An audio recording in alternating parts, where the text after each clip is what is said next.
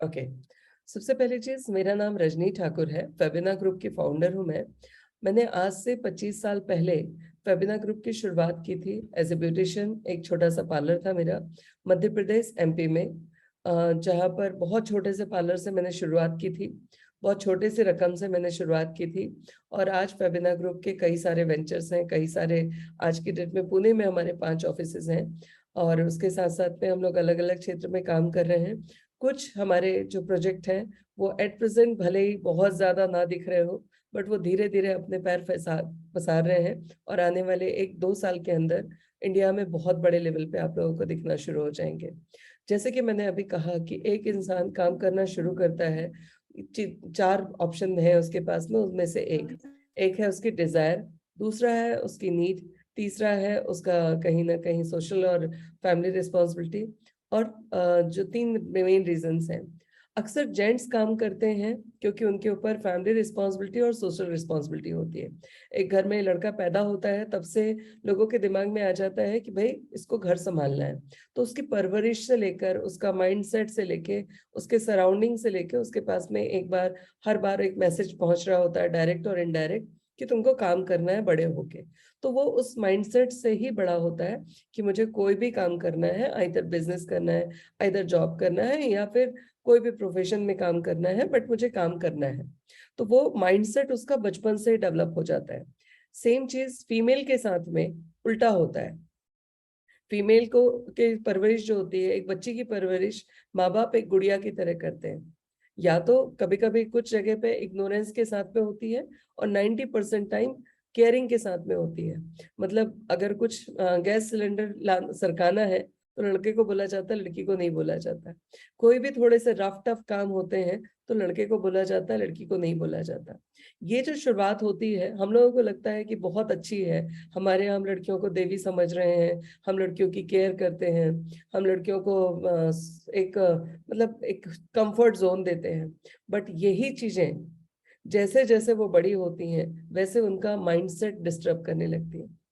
अभी ऐसे कई सारे एग्जाम्पल हैं, और कई, मुझे लगता है जितने भी एग्जाम हो रहे हैं, कॉम्पिटिटिव एग्जाम होते हैं, उनमें लड़कियां ज्यादा टॉप कर रही हैं, टॉप करती हैं, जॉब लेती हैं, शादी होती है, उसके बाद में वो जॉब छोड़ देती हैं।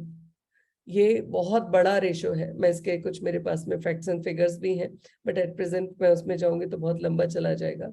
तो ये जो चीज है, माइंडसेट जो बचपन से डेवलप हो रहा है कि घर चलाना तुम्हारा काम नहीं है, ना तुम्हारी फैमिली रिस्पॉन्सिबिलिटी है, ना तुम्हारी सोशल रिस्पॉन्सिबिलिटी है। नीड तो है ही नहीं, क्योंकि पहले तो पापा मम्मी हैं खर्च करने के लिए, फिर हस्बैंड है, फिर बाद में बच्चे हैं। ये है नॉर्मल लाइफ जो हम सोचते हैं। बट कई केसेस ऐसे होते हैं जहां पर ये नॉर्मल लाइफ डिस्टर्ब हो जाती है कुछ सर्कमस्टेंसेस चेंज होने की वजह से। तो ऐसे बहुत सारे कारण हैं जहां पर फिर लड़कियों के लिए बहुत बड़ी मुसीबत बन जाती है। प्लीज म्यूट रखिए। ठीक। तो अभी फेबिना ग्रुप क्या करना चाहता है, क्यों काम कर रहा है? मैंने काम करना शुरू किया था, मेरी डिजायर थी मुझे कुछ करना है। और ये डिजायर 9 साल की थी, मैं तब पैदा हो चुकी थी, जिसने मुझे, वो फोर्स मेरे पीछे लगी रही, जिसने मुझे आगे बढ़ने के लिए मौका दिया। बीइंग ए फीमेल, मेरे पास में मोटिवेशन के लिए सराउंडिंग जैसे एक नॉर्मल मिडिल क्लास लड़कियों के होते हैं वैसा ही था, बट मेरी फोर्स थी जो मेरी खुद की डिजायर थी। वो फोर्स ने, वो सराउंडिंग के जो जाल थे, केयरिंग वाले, बहुत ज्यादा प्रोटेक्शन वाले, उन सबको धीरे धीरे धीरे धीरे साइड करते करते मुझे कुछ करने पे मजबूर किया। तो सबके अपने अपने कारण होते हैं काम करने के। तो मैं चाहती हूँ मेरे साथ में जितनी भी टीम काम कर रही है उनको पता होना चाहिए कि वो काम क्यों कर रहे हैं। जब उनको काम करना का कारण पता होगा तभी वो बेस्ट परफॉर्मर बन पाएंगे। मैं बेस्ट परफॉर्मर बन पाई, मैंने जहां काम किया वहां मुझे प्यून से लेकर कंट्री हेड तक हर कोई जानता था पर्सनली। मुझे नहीं जानता था, मेरे काम को जानता था। मैंने जहां काम किया वहां पर अपनी एक पहचान बनाई, अपने काम से पहचान बनाई। उसकी वजह बड़ी क्लियर थी, क्योंकि मुझे पता है कि मैं काम क्यों कर रही हूँ। मैं चाहती हूँ कि मेरे साथ में जितनी भी टीम काम कर रही है उसको पता होना चाहिए। पैसा जो है वो बाय प्रोडक्ट है। अगर आप सिर्फ पैसे के लिए काम कर रहे हो तो लाइफ में कभी बड़ा नहीं कर पाओगे। हाँ, पैसे के अलावा मैंने जो बात कही कि आपकी जरूरत है, आपकी डिजायर है, आपकी रिस्पॉन्सिबिलिटी है, तो आप काम कर जाओगे। ठीक है, बड़ा कर जाओगे, छोटा कर जाओगे, बट कर जाओगे। बट अगर आपके पास में वाई क्लियर नहीं है, तो जो भी चैलेंज आएंगे, क्विट करना सबसे आसान काम होता है, जो 90% लोग कर लेते हैं, 90% फीमेल कर लेती है। सो अगर आप सब लोगों के पास में आपका वाई क्लियर है, तो मैं जो सिखाने जा रही हूँ, जो मैं बताने जा रही हूँ, वो आपको जल्दी समझ आएगा और आप उसके ऊपर काम कर सकेंगे। ठीक है, तो सबसे पहली जो चीज है, फेबिना ग्रुप काम कर रहा है कई अलग अलग वेंचर में। आप लोग को पता होना चाहिए, हमारी एक आईटी कंपनी है जिसके ऊपर हम लोग अभी वापस से काम शुरू करने जा रहे हैं। यस, मिल जाएगी रिकॉर्डिंग आपको। सो हम लोगों की एक आईटी कंपनी है जिसमें हमने 2 साल पे कोई काम नहीं किया।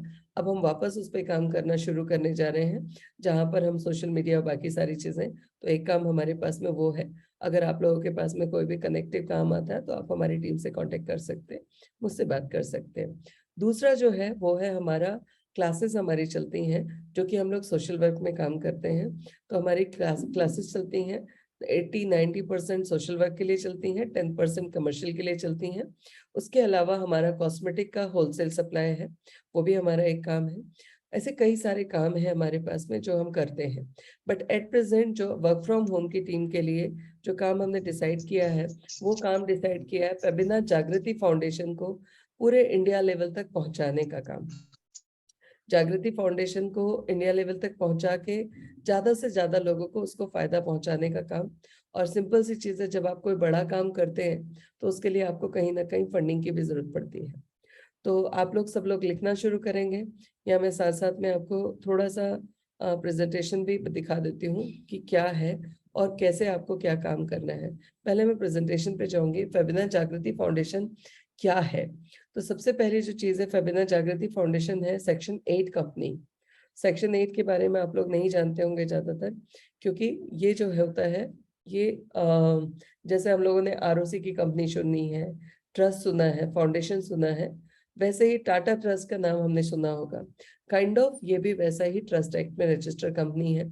इसकी शुरुआत वैसे तो मैंने 2010 में अपना एक एनजीओ शुरू किया था, फेबिना ग्रुप फाउंडेशन, उस समय से शुरू कर दिया था।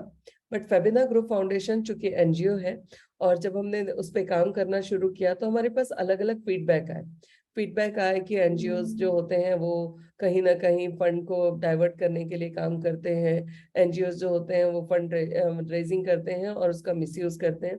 ऐसी बहुत सारी चीजें मैंने सुनी। और जब इसके ऊपर मैंने रिजल्ट निकाला, तो मैक्सिमम एनजीओ ये सब कर रहे थे। तो मैंने सोचा कि जब हम 10 खराब लोगों के साथ खड़े हों, हम कितने भी साफ सुथरे हों, हर किसी को हम नहीं बता सकते कि हम वैसे नहीं है जैसा आप सोच रहे हो। तो बेटर था कि हमें कुछ नया करना था, कुछ बड़ा करना था, बहुत ईमानदारी से करना था, बहुत साफ सुथरा करना था। इसीलिए हमने फेबिना जागृति फाउंडेशन को सेक्शन 8 में रजिस्टर करवाया। सेक्शन 8 एक ऐसा ऑर्गेनाइजेशन होता है जो ट्रस्ट एक्ट होता है। बीइंग ए फाउंडर, मैं जीवन में इसमें कभी एक सिंगल पैसे का भी यूज नहीं कर सकती। मैनेजमेंट की कोई भी टीम इससे 1 रुपया भी कभी खर्चे के लिए नहीं निकाल सकती, अपने लिए नहीं निकाल सकती। ना हम सैलरी ले सकते हैं, ना हम 1 रुपया खर्चा कर सकते हैं, ना हम कभी इसमें से कोई भी पैसा बिना गवर्नमेंट के जानकारी के 1 रुपया भी खर्च कर सकते हैं। सो सेक्शन 8 जो है वो बहुत टाइट एक्ट था। मुझे मालूम था फाउंडेशन में भी, जो फेबिना जागृति फाउंडेशन, सॉरी, ग्रुप फाउंडेशन है, वहां पर भी मेरे जीते जी ये कभी कुछ गलत नहीं होता। बट मेरे जाने के बाद हो सकता था, चांस थे थोड़े से। इसीलिए मैंने, वो कहते हैं ना कि जब आप बड़ा काम करने वाले हो, तो आपको अपना लास्ट माइलस्टोन भी पता होना चाहिए। अभी मुझे पता है कि फेबिना जागृति फाउंडेशन सालों साल चलेगा, हजारों साल चलेगा। बट चूंकि इसके बायलॉज इतने स्ट्रांग है कि जो भी मेरी जगह लेगा या मेरे मैनेजमेंट में आएगा, वो कभी भी चाह के भी कोई भी मिस्टेक नहीं कर सकता। इतने स्ट्रॉन्ग एक्ट होते हैं इसके।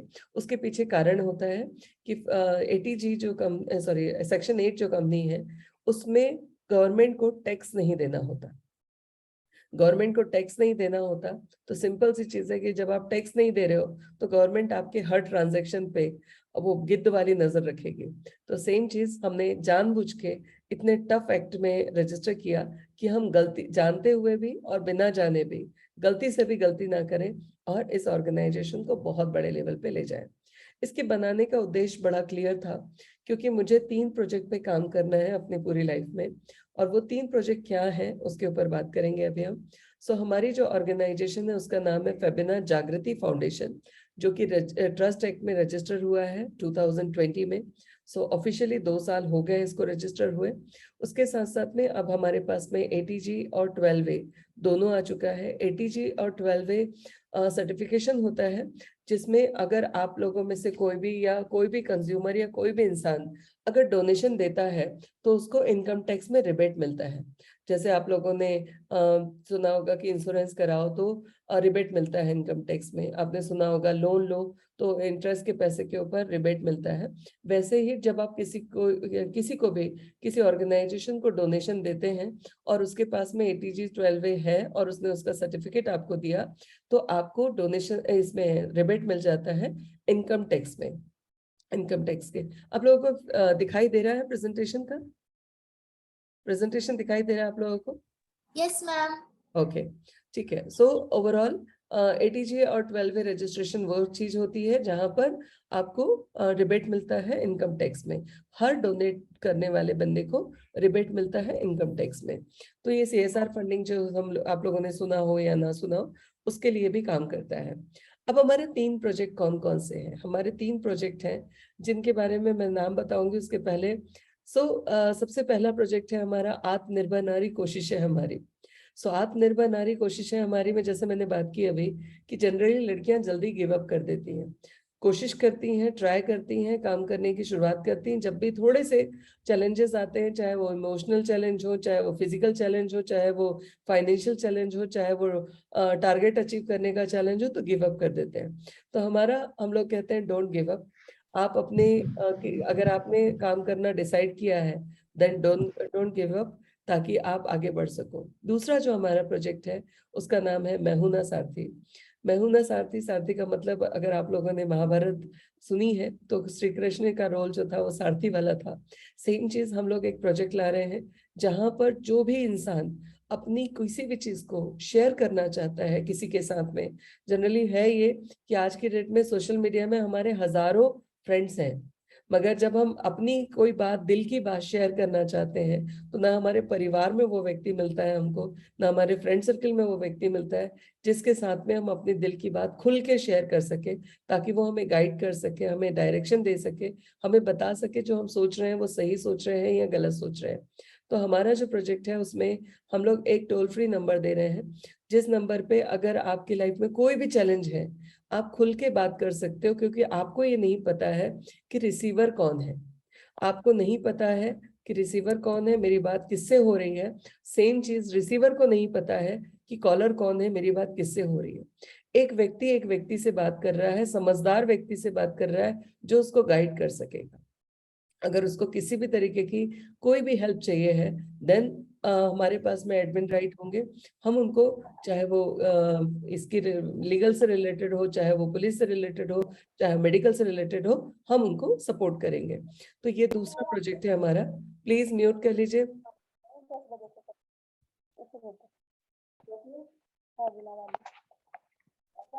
प्लीज म्यूट कर लीजिए।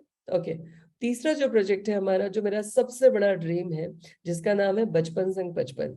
ये ओल्ड एज होम होगा और बच्चों के लिए ऑर्फनेज बोल सकते हैं या डे केयर बोल सकते हैं, वो होगा। क्योंकि मेरा मानना है, मेरी सबसे ज्यादा जो परवरिश हुई है, मेरी जो सबसे ज्यादा नॉलेज मैंने गेन किया है, वो अपने नाना नानी दादा दादी से किया है। तो यही सच्चाई है, जितने भी बच्चे हैं वो लोग जितना अच्छे से दादा दादी नाना नानी से सीखते हैं, अपने मम्मी पापा से नहीं सीखते। मम्मी पापा उनके लिए सिर्फ वॉलेट होते हैं जो खर्चा करते हैं। बट लर्निंग की जहाँ पे बात आती है, तो बुजुर्गों से बेहतर लर्निंग पूरी दुनिया में कोई यूनिवर्सिटी नहीं है, और बच्चों से बड़ा कोई खिलौना नहीं है बुजुर्गों के लिए। तो हमारा प्रोजेक्ट का नाम है बचपन संग बचपन। वो लोग जिनका कोई नहीं है, वो हमारे साथ में रह सकते हैं। जिनके कोई नहीं है, वो उनके साथ में रह सकते हैं। ओवरऑल हमारा एक प्रोजेक्ट। प्लीज जिनका भी म्यूट नहीं है, म्यूट कर लीजिए, बाकी सबको भी डिस्टरबेंस होता है। ये 3 प्रोजेक्ट के थ्रू हम लोग शुरुआत कर रहे हैं। 3 प्रोजेक्ट क्या है उसके ऊपर बात करूंगी मैं। ओके, जैसे मैंने कहा कि हमारा प्रोजेक्ट जो है, स्क्रीन ऊपर आ रहा है।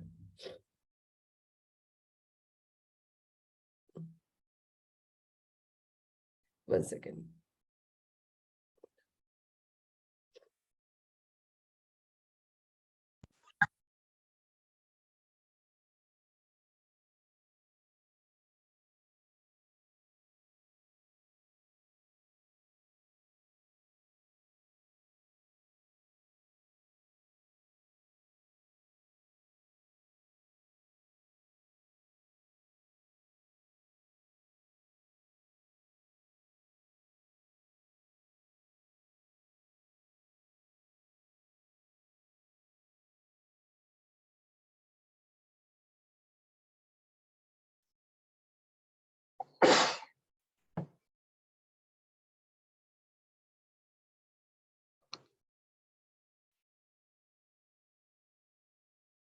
सॉरी।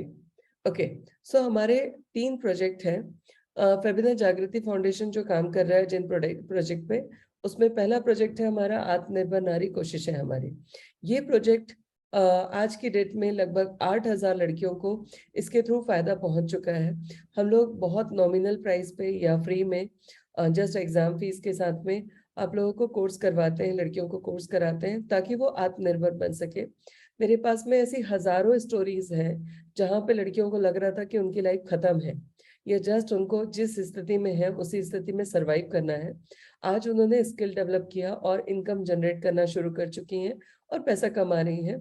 कॉन्फिडेंस आ गया, अपनी बात बोलने की हिम्मत आ गई। सो हम लोग इस प्रोजेक्ट को बहुत बड़े लेवल पे करना चाहते हैं। इस प्रोजेक्ट को अब तक हमने अपने खर्चे पे किया, जहाँ पे हम 60-70 लाख रुपए पिछले 2-3 साल में लगा चुके हैं।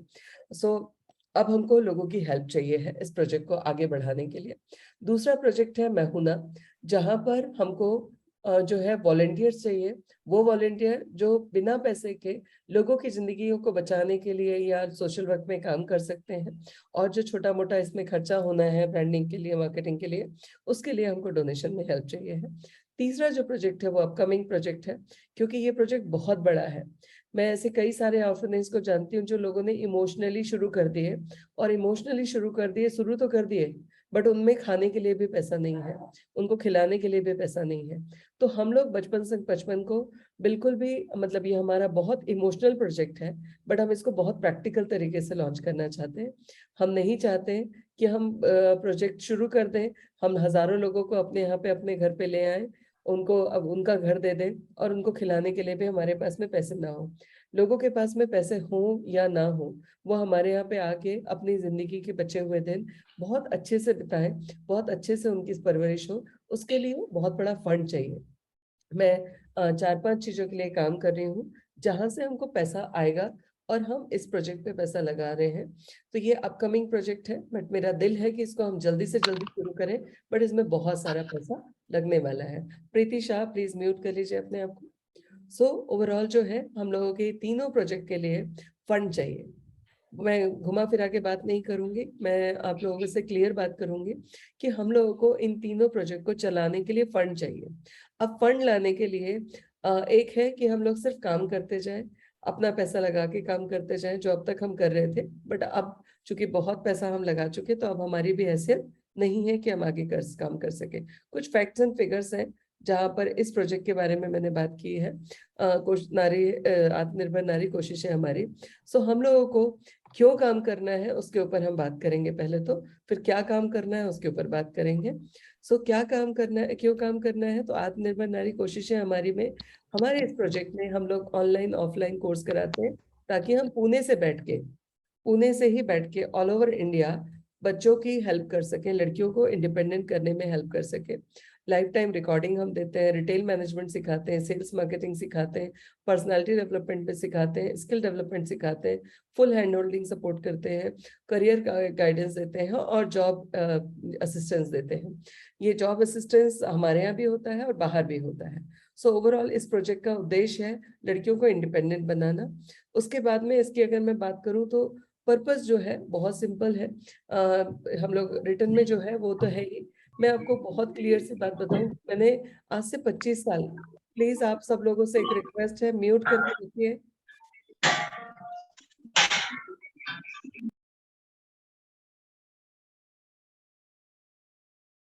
ओके, सो आज से 25 साल पहले जब मैंने काम करना शुरू किया, तो मैंने पूरे इंडिया में लगभग काम किया, और जब मैंने पूरे इंडिया भर में काम किया तो मुझे एक चीज समझ में आई। वो समझ में आई कि मुझे लगता था कि एमपी में, मैं जहां से हूँ वहां पर ही लड़कियों के लिए कंजर्वेटिव माइंडसेट है, बट जब बाहर निकली तो पता चला पूरे देश की स्थिति वही है। लड़कियों के लिए आइदर गुड़िया बना के पाला जाता है, आइदर इग्नोरेंस के साथ में पाला जाता है। ओवरऑल सब जगह पे इम्प्रूवमेंट की जरूरत है। फिर भी मैं अपना काम करती गई, अचीवमेंट लेती गई। आज से 3 साल पहले जब मैंने डिसाइड किया कि मुझे काम करना है कुछ ऐसा जो सबसे बड़ा हो, अब मैंने इतने सालों में सीखा है, इतने सालों में इतने काम किए हैं, तो मुझे लाइफ का सबसे बड़ा काम करना है। तो हम लोग विमेन एम्पावरमेंट पे कमर्शियली काम करना सोच रहे थे, बट जब हमारे सामने बहुत सारी रिपोर्ट्स आई, बहुत सारी R&D हमने की, स्टडी हमने की, उसके बाद में हमको एक चीज समझ में आई कि अगर हम लोग पैसा लेके सोचते हैं काम करना तो हम एक लिमिट तक ही काम कर पाएंगे। बीइंग ए लेडी, अगर मुझे ईश्वर ने इतना स्ट्रांग बनाया है तो कहीं ना कहीं अब पे बैक का टाइम आ गया है। तो मुझे इस प्रोजेक्ट को, सर्वाइवल तो ठीक है मगर जहां तक हो उतना हमें फ्री या नॉर्मल प्रेस में करना चाहिए, और हमने इसकी शुरुआत की। तो हम लोग यहाँ पर इसमें बहुत सारे रीजंस हो सकते हैं, मगर मेरा जो इमोशनल रीजन था वो ये था कि मैं अपने जीते जी कम से कम 5 लाख लड़कियों को उनके पैरों पे खड़ा होना देखना चाहती हूँ। उसके पीछे कई सारी वजह है। वजह है कि मैंने देखा है लड़कियां मजबूरी में झुकती हैं। आप लोगों ने भी देखा होगा कि कई बार घर में जो महिलाएं हैं जो डिपेंडेंट है, वो सामने चाहे उनको कोई गाली दे रहा है चाहे कुछ कर रहा है, वो चुपचाप सुन लेती हैं। वो चुपचाप नहीं सुन रही हैं, वो अंदर से बहुत ज्यादा बद्दुआएं दे रही हैं उस व्यक्ति को जो उनको जबरदस्ती अपने कंट्रोल में रखने की कोशिश कर रहा है। बट यहीं पर अगर वो लेडी डिपेंडेंट है, इंडिपेंडेंट है, तो सामने वाला भी उससे बोलते वक्त सोचता है कि मैं बोलूं या ना बोलूं, और वो कभी भी बददुआएं नहीं देती। सो मैंने एक चीज देखा कि महिलाएं झुक तो रही हैं बट मजबूरी में झुक रही हैं। मैं चाहती थी कि झुके, मैं भी झुकती हूँ बट मजबूरी में नहीं, रिस्पेक्ट देने के लिए। तो सेम चीज था, इस प्रोजेक्ट का उद्देश्य ये था कि अगर आप इंडिपेंडेंट हो तो आप मजबूरी में नहीं झुकोगे, आप रिस्पेक्ट देने के लिए झुकोगे। दूसरी चीज, अभी कई सारे केसेस आप लोगों ने सुने हैं, रांची से कोई है तो मैं रांची का ही एग्जाम्पल दूंगी। रांची में लास्ट 1 साल 1.5 साल पहले एक लड़की ने सुसाइड किया। ठीक है, आप लोगों ने स्टोरी सुनी है नहीं सुनी पता नहीं। 20-21 साल की लड़की की शादी हो गई, और शादी होने के बाद में वो ससुराल गई, वहां उसको बहुत तकलीफ हो रही थी और इसी बीच में प्रेग्नेंट हो गई, बच्चा हो गया। जब पापा को पता चला तो पापा लेके आ गए, और पापा ने कहा कि अब तुम्हारी जिंदगी भर की परवरिश मैं करूंगा, बच्चे की परवरिश मैं करूंगा, अब उस नरक में तुमको वापस नहीं भेजूंगा। बट हमारी इंडियन माए, ठीक है, उनको फर्क नहीं पड़ता कि बच्चियों के साथ क्या हो रहा है, उनको फर्क पड़ता है कि सोसाइटी क्या कह रही है, सोसाइटी क्या चाहती है, लोग क्या चाहते हैं। और ससुराल वाले मनाने के लिए आ गए, मनाने आ गए, माँ का भी रोल कहीं ना कहीं, और उस बच्ची को वापस भेज दिया, वापस भेज दिया। और उसके बाद में पापा ने जाते वक्त कहा, अगर मेरी बात नहीं मान रही हो और जा रही हो तो अब कुछ भी हो जाए वापस मेरे घर में नहीं आना। ठीक, जाने के बाद उसके साथ में फिर से वही सब चीजें हुआ। वो लड़की डिपेंडेंट थी, फादर के पास वापस नहीं जा सकती थी क्योंकि एज कम थी, इमोशनली वीक थी, कि उसको लगा कि पापा एक्सेप्ट नहीं करेंगे, और 1 साल के बच्चे को छोड़कर उसने सुसाइड किया। और जो नोट था, एक जो वीडियो नोट था, वहां पर उसने क्लियरली बोला कि मैं वहां पे भी वापस नहीं आ सकती, यहाँ पे भी सरवाइव नहीं कर सकती, तो अब मेरे पास में एक ही ऑप्शन बचा है, अपनी जान देना, मेरे बच्चे को संभाल लेना। अगर मैं एक सवाल सबसे पूछती हूँ, अगर वो लड़की डिपेंडेंट होती, इंडिपेंडेंट होती, तो क्या वो 1 साल के बच्चे को छोड़ के जाने का सोचती भी? आप लोगों से पूछ रही हूँ, सोचती क्या? नो मैम, कभी नहीं सोचती। ठीक, कभी वो नहीं। क्या करती, वो क्या करती, बच्चे को लेती और अपनी लाइफ को जीना शुरू करती। ठीक, यस मैम। तो वो जो चीज है, ये बहुत बड़ी चीज है। ऐसे मेरे पास में हजारों स्टोरी आई जब मैंने इस प्रोजेक्ट को शुरू किया कि लड़कियों को काम करना जरूरी है। अब प्रॉब्लम पता है क्या होती है कि लड़कियां तब तक काम नहीं करती हैं जब तक कोई परेशानी ना आ जाए, और जब परेशानी में काम करना शुरू करती हैं तो परफॉर्मेंस खराब हो जाती है। फिर लोग क्या कहते हैं, लड़कियों के बस का नहीं है काम करना। बट अगर लड़कियों ने उस समय काम करना शुरू कर दिया जब उनको जरूरत नहीं है, ठीक, अभी मान लो डिजायर भी नहीं है, जरूरत भी नहीं है, फैमिली रिस्पॉन्सिबिलिटी भी नहीं है, ठीक, और सोशल रिस्पॉन्सिबिलिटी भी नहीं है, बट काम करना शुरू कर दिया, खुल के काम जब आप करोगे, किसी चीज में आप 100% दोगे तो रिजल्ट 100% आना ही है। फिर आपको कोई एवरेज नहीं बोलेगा, कोई आपको गलत नहीं बोलेगा। और जब लड़कियां मजबूरी में काम करती हैं, जरूरत के समय काम करती हैं, तो ये कुछ फैक्ट्स एंड फिगर्स हैं। ठीक, अभी जहां पर रेशो की मैं बात कर रही हूँ कि यहाँ पर वर्कफोर्स का जो रेशो है वो ये है, यहाँ पर 10 में से 6.5 मेल काम करते हैं, फीमेल जो है वो काम करते हैं 4%। अगर मैं परसेंटेज में जाऊं तो 17% मेल और कुछ कम परसेंट फीमेल काम कर रहे हैं। सैलरी में डिफरेंसेस है। क्यों है सैलरी में डिफरेंसेस? क्यों सैलरी में डिफरेंसेस है? लड़कियां काम को लेकर सीरियस नहीं है, ये मानना है सोसाइटी का। ठीक, लड़कियों की सैलरी लड़कों की तुलना में कम होती है। क्यों होती है? क्योंकि मालूम है वो छुट्टियां लेंगे, उनके मेडिकल इश्यूज होंगे, उनके काम में एवरेज होगा, उनके पास में वो घर की टेंशन लेके काम करने बैठेंगे, इसीलिए एवरेज काम करेंगे। बट अगर काम करना उस समय शुरू कर दिया जब आपके के ऊपर कोई प्रेशर नहीं था, तो आप परफॉर्मर बनोगे। ऐसी हजारों लड़कियां हैं, मेरी जैसी कई सारी लड़कियां हैं जिन्होंने नीट के लिए काम नहीं किया था, इसलिए वो परफॉर्मर है। परफॉर्मर है तो एक समय के बाद में परफेक्शन ना आदत बन जाती है, अपने काम को परफेक्ट तरीके से करना आदत बन जाती है। बट जब आप मजबूरी में काम करते हो तो आप सिर्फ सर्वाइवल के लिए काम करते हैं, एवरेज काम करते हो, तो दुनिया भी आपको एवरेज देखती है। तो हम लोग चाहते हैं कि हमारा ये प्रोजेक्ट लोगों तक पहुंचे, ज्यादा से ज्यादा लोगों को पता चले कि पैरों पे खड़े होना क्यों जरूरी है। आज की सोसाइटी में अगर आप चाहते हो इक्वलिटी, आप चाहते हो कि आपके साथ में कोई अलग व्यवहार ना हो, आपको भी घर में भाई के बराबर दर्जा मिले, सोसाइटी में आपको जेंडर डिस्क्रिमिनेशन का सामना ना करना पड़े, जेंडर इक्वलिटी मिले, तो आपको कहीं ना कहीं इंडिपेंडेंट होना पड़ेगा। ये बात हमें लोगों को सिखानी है, ये बात सिखानी है और ये बात समझानी है। हर वो लड़की को मेरा बस चले तो मैं हर घर में घुस के लड़कियों को बोलूं कुछ तो करो, बाहर नहीं जा पा रहे हैं ना, घर से करो, बट कुछ तो करो, खाली मत बैठो। खाली दिमाग शैतान का घर। और जब खाली बैठते हैं तो होता ये है कि उनके साथ में कभी शोषण खुद के पास में हो रहा है, कभी वो दूसरों के ऊपर शोषण कर रही है। सो ओवरऑल अगर एक बिजी इंसान कभी भी किसी भी इसमें नहीं जाता, क्योंकि ब्रेन है तो या तो कंस्ट्रक्टिव होगा या तो डिस्ट्रक्टिव होगा। तो हमारे इस प्रोजेक्ट के बहुत सारे उद्देश्य हैं जिसकी वजह से हम इस पे काम कर रहे हैं। और इस प्रोजेक्ट को अब चूंकि बहुत बड़े लेवल पे ले जाना है, हमारा टारगेट है 5 लाख लड़कियों को इंडिपेंडेंट करना। अभी तक हमने उसका बहुत छोटा सा हिस्सा अचीव किया है, बहुत बड़ा है वो अपने आप में, मगर हमारे टारगेट के हिसाब से वो बहुत बौना है। अभी 8,000 लड़कियों तक हम पहुंचे हैं जिनकी लाइफ में हमने कोई परिवर्तन लाया है। एटलीस्ट उनका सोच तो आया है कि करना है, और 90% उसमें से करना शुरू भी कर चुकी है। सो ये जो चीज है 5 लाख लोगों तक पहुंचना, उसके लिए अब हमें लोगों की जरूरत है, लोगों तक ये प्रोजेक्ट को पहुंचाने की जरूरत है, लोगों से हेल्प की जरूरत है। ठीक, सो जैसे मैंने कहा कि हमारा टारगेट 5 लाख है और अब तक अचीव हमने 8,000 प्लस किया है, जो बहुत छोटा है। इसीलिए मेरे जो क्लोज वंस हैं, जो मेरे पास में रहते हैं, उन्हें देखा होगा कि मैं हमेशा ना थोड़ी परेशान रहती हूँ कि यार मुझे जो चाहिए वो नहीं मिला अभी तक, जो अचीव किया है वो कम नहीं है दुनिया की तुलना में, बट जो हमें चाहिए है उसकी तुलना में अभी बहुत कम है। इसीलिए मैं दिन रात भागती रहती हूँ, काम करती रहती हूँ। दूसरा जो प्रोजेक्ट है हमारा वो है मैं हूं ना सारथी। मैं हूं ना सारथी का मतलब है उन सारे लोगों की हेल्प करना। अभी आप लोगों ने सुना होगा कि बहुत सारे लोग, आज की डेट में से 10 में से 6 व्यक्ति डिप्रेशन का मरीज है। और वो डिप्रेशन का इलाज जो है वो 2 तरीके के हैं, एक है काउंसलिंग और दूसरा है मेडिकेशन। मेडिकेशन वाला जो लेवल है वो बहुत रेयर है, बहुत कम लोग उस मेडिकेशन वाले लेवल तक हैं। मगर जो शुरुआती लेवल है, मतलब 10 में से 6 अगर डिप्रेशन के मरीज हैं, बल्कि इससे भी ज्यादा हो सकता है ये फिगर, तो ये मान के चलो 10 में से 5 की जो डिप्रेशन है वो काउंसलिंग से ठीक हो सकता है। बट उसके पास में कोई ऐसा व्यक्ति है नहीं है जिसके साथ में वो अपनी सारे दुख दर्द, अपनी सारी भड़ास, अपने सारे प्रॉब्लम्स, अपनी सारी बातें वो शेयर कर सके। दोस्तों के साथ में अगर वो शेयर करने की सोचता है तो वो उसका मिसयूज कर सकते हैं, मजाक उड़ा सकते हैं।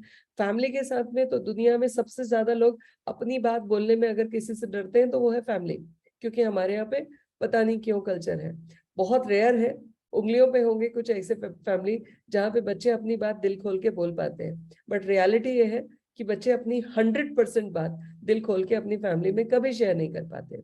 और इन्हीं सब चीजों का नतीजा ये हो रहा है कि वो बहुत ज्यादा कहीं ना कहीं ये बोलते हैं इंट्रोवर्ट होते जा रहे हैं। इंट्रोवर्ट जो हो रहा है उसमें बहुत बड़ा कारण हो सकता है उनके साथ में कोई किसी तरीके का फिजिकल अब्यूजमेंट चल रहा हो, उनके साथ में किसी तरीके का कोई इशू चल रहा हो, उनका कोई अटैचमेंट हो जो नहीं कंटिन्यू हो पा रहा है, कोई हो जो उसको लग रहा हो कि ये मेरे साथ में चीट कर रहा है या कुछ कर रहा है। बहुत सारे प्रॉब्लम्स हैं इंसान की जिंदगी में।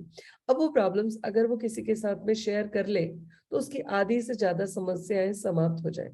वो अपनी प्रॉब्लम को किसी समझदार व्यक्ति के साथ में शेयर कर ले तो हर समझदार व्यक्ति उसको सिक्के का दूसरा पहलू भी दिखा सकता है। फॉर एग्जाम्पल मेरे पास में कई बार होता है कि लड़कियां बोलती मेरी सास ऐसी है, मेरी सास वैसी है। तो मैं उससे पूछती हूँ कि ठीक है तुम्हारी सास वैसी है, तुम उनके साथ कैसे हो? ठीक। तो जवाब आता है कि जैसी वो है फिर वैसी मैं भी बन जाती हूँ। तो मैंने कहा कभी प्रॉब्लम सॉल्व नहीं होने वाली। तो अभी करना क्या है, तुमको अपने कर्तव्य बहुत ईमानदारी से निभाने हैं, कुछ दिनों के लिए उनकी बातों को इग्नोर करके। और कुछ दिन बाद देखना कि वो तुमसे भी ज्यादा अच्छी वो हो जाएंगी। क्योंकि हर इंसान अपने, वो कहते हैं ना, तरबूजे को देख के खरबूजा रंग बदलता है। ठीक। अब अगर वो लेडी किसी ऐसी लड़की के साथ में बात कर रही है जो खुद भी उसी परेशानी में है, तो वो कहेगी यार मेरी तो ऐसी है, मैं तो ये करती हूँ, मैं वो करती हूँ, और वर्स्ट कर देगी। बट अगर किसी समझदार व्यक्ति से बात करेगी तो उसकी लाइफ में चेंज आ जाएगा। तो सेम चीज हम लोग ऐसी वॉलेंटियर की टीम चाहते हैं जिनके पास में एक आईक्यू हो, जिनके पास में उस बच्चे की बात को सुन के समझ के उसको सही गाइडेंस देने की क्षमता हो। आप बिलीव नहीं करेंगे, चूंकि मेरी इसके ऊपर काफी सारे लोगों से बात हुई, और आप कीर्ति सारथी सर जो है वो खुद भी साइकोलॉजिस्ट है, उन्होंने कई सारे लोगों की काउंसलिंग की। तो मैंने उनसे जस्ट पूछा कि आपके पास में किस टाइप के केस आते हैं, क्या आप लोग मेडिसिन देते हैं? बोले नहीं। क्या करते हैं? कुछ नहीं करना होता है, सामने वाले की पूरी बात सुन लो, उसके मन में जितनी बातें हैं वो सब सुन लो। तो जवाब कौन देता है? जवाब भी उसी के पास में होता है। सिर्फ हमें क्या करना होता है, उसके प्रोज एंड कॉज बताने होते हैं कि आप जो सोच रहे हो उसका प्लस ये हो सकता है, माइनस ये हो सकता है। क्या आप इस वर्स्ट को लेने के लिए तैयार हो, या इस बेस्ट के लिए आप मेंटली प्रिपेयर हो? क्योंकि हार्ट अटैक दोनों सिचुएशन में आते हैं ना, खुशी में भी आते हैं, दुख में भी आते हैं, राइट? तो सेम चीज उनको जस्ट समझाते हैं और उनकी प्रॉब्लम सॉल्व हो जाती है। ऐसे बहुत सारे बच्चे हैं जो अपनी बात कह नहीं पा रहे। तो इसके लिए हम लोगों ने जो प्रोजेक्ट हम ला रहे हैं उसका नाम है मैं हूं ना सारथी। सारथी मतलब महाभारत में श्री कृष्ण को अर्जुन का सारथी बोला गया है। सारथी का मतलब होता है वो साथी जो आपकी हर बात को बिल्कुल उस लेवल पे, उस कॉन्फिडेंशियल लेवल पे रखे जहां पर आपके बाद में किसी को कुछ पता हो तो उसको पता हो, बट किसी और को ना पता हो। ठीक है, तो ये जो चीज है, और वो आपको प्रॉपर गाइड कर सके, आपको कहीं ना कहीं रास्ता दिखा सके। ठीक है, तो दूसरा इसमें हम लोग, उसमें हमारा कॉन्सेप्ट क्या है, एक नंबर हमने लिया है। नंबर आप लोगों के साथ में बहुत जल्द शेयर हो जाएगा, कल ही हो जाएगा इवन। तो हमने एक नंबर लिया है जहां पर वो लोग जो प्रॉब्लम में हैं वो लोग अपनी प्रॉब्लम शेयर कर सकते हैं। यहाँ रिसीवर के पैनल पे कुछ 8-10 लोग होंगे जिनका आईक्यू बहुत अच्छा होगा, जो चाहते हैं ऐसे लोगों की मदद करना, मगर उसके लिए उनको पैसे नहीं चाहिए, उनको सोशल वर्क में करना है। मुझे बहुत अच्छा लगता है अगर जब बच्चे मेरे पास में आके अपनी चीजें को शेयर करते हैं, अपनी प्रॉब्लम बोलते हैं, अपनी कुछ क्यूरियोसिटी के बारे में मुझसे बात करते हैं, और मैं उनको समझाती हूँ कि ये ऐसा नहीं ऐसे है, ऐसे नहीं ऐसे है, ये तुम सोच रहे हो बहुत अच्छा है, इसको और अप्रिशिएट कर वो करो। तो ओवरऑल उनको अच्छा लगता है और उनकी लाइफ में चेंज आता है। वैसे ही उसी आईक्यू के लोग जो उनको समझ सके अपने बच्चों की तरह, अपनी फैमिली की तरह, और उनको समझा सके अपने व्यक्ति को जैसे समझाते हैं वैसे। तो हमको वॉलेंटियर्स चाहिए। अब इसमें होगा क्या कि वो जो कॉलर है, उस वॉलेंटियर को जिसने जिसने कॉल पिक किया है उसको भी उसके बारे में, उसका नाम नहीं पता, वो कहाँ से वो नहीं पता, उसका नंबर नहीं पता, बट दोनों एक दूसरे से खुल के बात करेंगे, बिना कोई स्वार्थ बात करेंगे, खुल के बात करेंगे, और उनकी प्रॉब्लम को एक दूसरे के साथ में शेयर करेंगे। वो व्यक्ति दोबारा कॉल लगाएगा उसी नंबर पे, बाय डिफॉल्ट वही काउंसलर उठाएगा जिस काउंसलर के पास पहले उसकी बात हुई थी। और जब उस काउंसलर को अगर उससे बात करनी है तो वो बात नहीं कर पाएगा, बट वो मैसेज कर सकता है एडमिन के पास कि भाई उसको मुझे ये आंसर करवाना था, आप वो आंसर करवा दो, या उस तक मैसेज पहुंचा दो कि मुझे दोबारा कॉल कर ले। या मुझसे दोबारा बात कर ले। रिसीवर को कॉलर का पता नहीं होगा, कॉलर को रिसीवर का पता नहीं होगा। इससे कॉन्फिडेंशियल जो चीजें हैं वो सेफ रहेंगी। फिर भी अगर उनको किसी तरीके की लीगल हेल्प और बाकी सब चीजों की जरूरत होगी और तो वो हेल्प उनको करवाई जाएगी। प्रोजेक्ट कैसा है आप लोग मुझे प्लीज फीडबैक दीजिए। ये प्रोजेक्ट की जरूरत है या नहीं है? Yes ma'am. आपको लगता है ये इसकी जरूरत हर इंसान को एट प्रेजेंट? ये काम भी करेगा और मैम। ठीक है। अच्छा, Yes, ma'am. इसमें कहीं पर कोई कमर्शियल लेन देन नहीं होगा, बट खर्चे होंगे। मैम हाँ हाँ बोलो। मुझे ये समझ में नहीं आ रहा इसमें फिर वर्क फ्रॉम होम में तीनों प्रोजेक्ट में से किस हिसाब से? बताती हूँ पूरा सुन लो पहले प्रोजेक्ट, उसके बाद में Okay, ma'am. आपको क्या काम करना है वो बताती हूँ। आपको Okay. कॉन्सेप्ट समझ में आएगा तो आपके लिए इजी होगा क्या काम करना है वो करना। ठीक है, कैसा है प्रोजेक्ट, कैसा है पहले ये बताओ। Too good, ma'am. ठीक है, गुड। ओके, जो तीसरा प्रोजेक्ट है हमारा उसके बारे में भी बताना चाहूंगी। ठीक है, तीसरा प्रोजेक्ट जो है वो अपकमिंग प्रोजेक्ट है, वो है बचपन संग पचपन। ये मेरा आज से नहीं पिछले 10 साल से इसकी तैयारी मैं कर रही हूँ। इसके लिए मगर बहुत बड़ा पैसा चाहिए, इसके लिए जगह चाहिए, इसके लिए इंफ्रास्ट्रक्चर चाहिए, इसके लिए बाकी सब चाहिए। तो मैं तैयारी अभी कर रही हूँ कि इसको चलाना कैसे है, इस घर में जो 1000 लोग रहेंगे उनको खिलाना कैसे है, उसके ऊपर मैं काम कर रही हूँ। बट वो घर बनाने के लिए और घर को तैयार करने के लिए, लोगों को एक घर वाली फीलिंग देने के लिए बहुत पैसा चाहिए। सो ओवरऑल हमारे ये 3 प्रोजेक्ट हैं। इस प्रोजेक्ट का जो काम होगा वो होगा हर वो बुजुर्ग, आज की डेट में बुजुर्ग जो बुजुर्गों को वृद्धाश्रम में रखा जा रहा है उसमें सिर्फ वो नहीं है जिनका कोई नहीं है, उनमें वो भी है जिनका सब कोई है बट उनके साथ नहीं है। आजकल 1 या 2 बच्चों का कल्चर है, लड़की ब्याह के अपने घर ससुराल चली गई, लड़का फॉरेन में सेटल हो गया। अब यहाँ माँ बाप जो है वो अकेले हो गए। अब वो इतने बुजुर्ग हैं कि उनके उनसे अपने काम भी नहीं हो रहे हैं और वो अकेले पड़ गए हैं। अब अकेले पड़ गए तो उनकी सबसे बड़ी नीड है कि उनके पास में कोई रहे जिसके साथ वो बात करें। दोनों आपस में एक दूसरे से क्या बात करेंगे। हमने बोला है कि इस वाले प्रोजेक्ट में हम 2 अलग अलग कैटेगरी के लोगों को एंटरटेन करेंगे। एक वो जिनका कोई नहीं है तो हम उनके बच्चे बन के उनको संभालेंगे, और वो जिनके सब कोई है, ठीक, बट उनके केयर करने वाला कोई नहीं है तो हम उनके बच्चे बन के उनकी केयर करेंगे। अब ये जो मॉडल है, इस मॉडल में मैंने अलग अलग कई सारे लोगों से बात की, सबने कहा कि इसमें कुछ एंट्री फीस होना चाहिए, इसमें कुछ पैसा लेना चाहिए। तो मैंने कहा कि अगर मेरे माँ बाप को मैं अपने घर में लाके रखती हूँ, इवन आप सब लोगों से भी पूछ रही हूँ, क्या हम उनसे पैसे मांगेंगे? नहीं। हम क्या सोचेंगे, उनको देना होगा तो दे देंगे, नहीं देना होगा तो नहीं देंगे। बट अभी अगर वो मेरे घर में है तो मेरी रिस्पॉन्सिबिलिटी है। तो हमारा सेम चीज इस प्रोजेक्ट के लिए जो है कि हम लोग इस प्रोजेक्ट को मतलब विदाउट एनी मतलब पैसा मांगे इस प्रोजेक्ट को चलाना चाहते हैं। इसके लिए फंडिंग चाहिए, उसके लिए रनिंग कॉस्ट चाहिए। रनिंग कॉस्ट के लिए हम तैयारी कर रहे हैं, क्या तैयारी कर रहे हैं उसके बारे में मैं बात करूंगी। बट ये प्रोजेक्ट भी हमें शुरू करना है, जो बहुत जल्द शुरू करना है। मेरी इच्छा है अगर आप सब लोगों ने साथ दिया और ऊपर वाले ने साथ दिया तो हम इस 2023 में ही लॉन्च कर देंगे। प्लीज म्यूट रखो, म्यूट रखो प्लीज। ठीक है, तो ये है हमारे तीनों प्रोजेक्ट। अब ये जो तीनों प्रोजेक्ट हैं, ठीक, ये तीनों प्रोजेक्ट जो हैं हम कब से शुरू कर रहे हैं, कब से शुरू कर रहे हैं इसका जो आत्मनिर्भर नारी कोशिश है हमारी, ये हमने 2019 में शुरू कर दिया और ये लगातार चल रहा है और हमेशा चलता रहेगा। ठीक, ये हमारा जो मैं हूं ना प्रोजेक्ट, वो हम शुरू करने जा रहे हैं इसी 15 अगस्त से फुल फ्लैश, जो कि तैयारी पूरी हो चुकी है, नंबर ले चुका है, कुछ वॉलेंटियर मिल चुके हैं, अभी 4 से 5 वॉलेंटियर मिल चुके हैं। मुझे 15-20 वॉलेंटियर की जरूरत है। जिनको लगता है कि आप वाकई में एक काउंसलर की भूमिका निभा सकते हैं, वो मुझे पर्सनली कॉल कर लेना, मैं आपके साथ में शेयर करूंगी। इसमें मोस्टली मैं फीमेल्स को लेना चाहती हूँ, क्योंकि फीमेल जब बात सुनती है किसी की तो उसमें इमोशन भी होते हैं और बाकी सब चीजें होती हैं। बट ऐसा नहीं है कि मेल को नहीं लेंगे। अगर कोई सेंसिबल मेल है जिसमें इमोशन भी है और जिसने कभी कोई उसकी लाइफ में ऐसी कोई ट्रेजेडी हुई है जिससे वो कनेक्ट है और वो चाहता है कि वाकई में उसको भी हेल्प करना है, तो उसको भी हम एज ए वॉलेंटियर लेंगे हमारे साथ में। तो ये है हमारे तीनों प्रोजेक्ट। अभी थोड़ी देर के लिए मेरे लिए आप लोग मेरे कंज्यूमर हो। मैंने आपको अपने तीनों प्रोजेक्ट के बारे में बताया और आपसे एक छोटी सी रिक्वेस्ट ये की कि हमको ये तीनों प्रोजेक्ट चलाने के लिए फंड की रिक्वायरमेंट है, पैसे की जरूरत है। क्या आप मुझे मिनिमम 1 रुपए से लेकर जो आपकी श्रद्धा हो, क्या हमारे इस प्रोजेक्ट में डोनेशन देना चाहेंगे? Yes ma'am.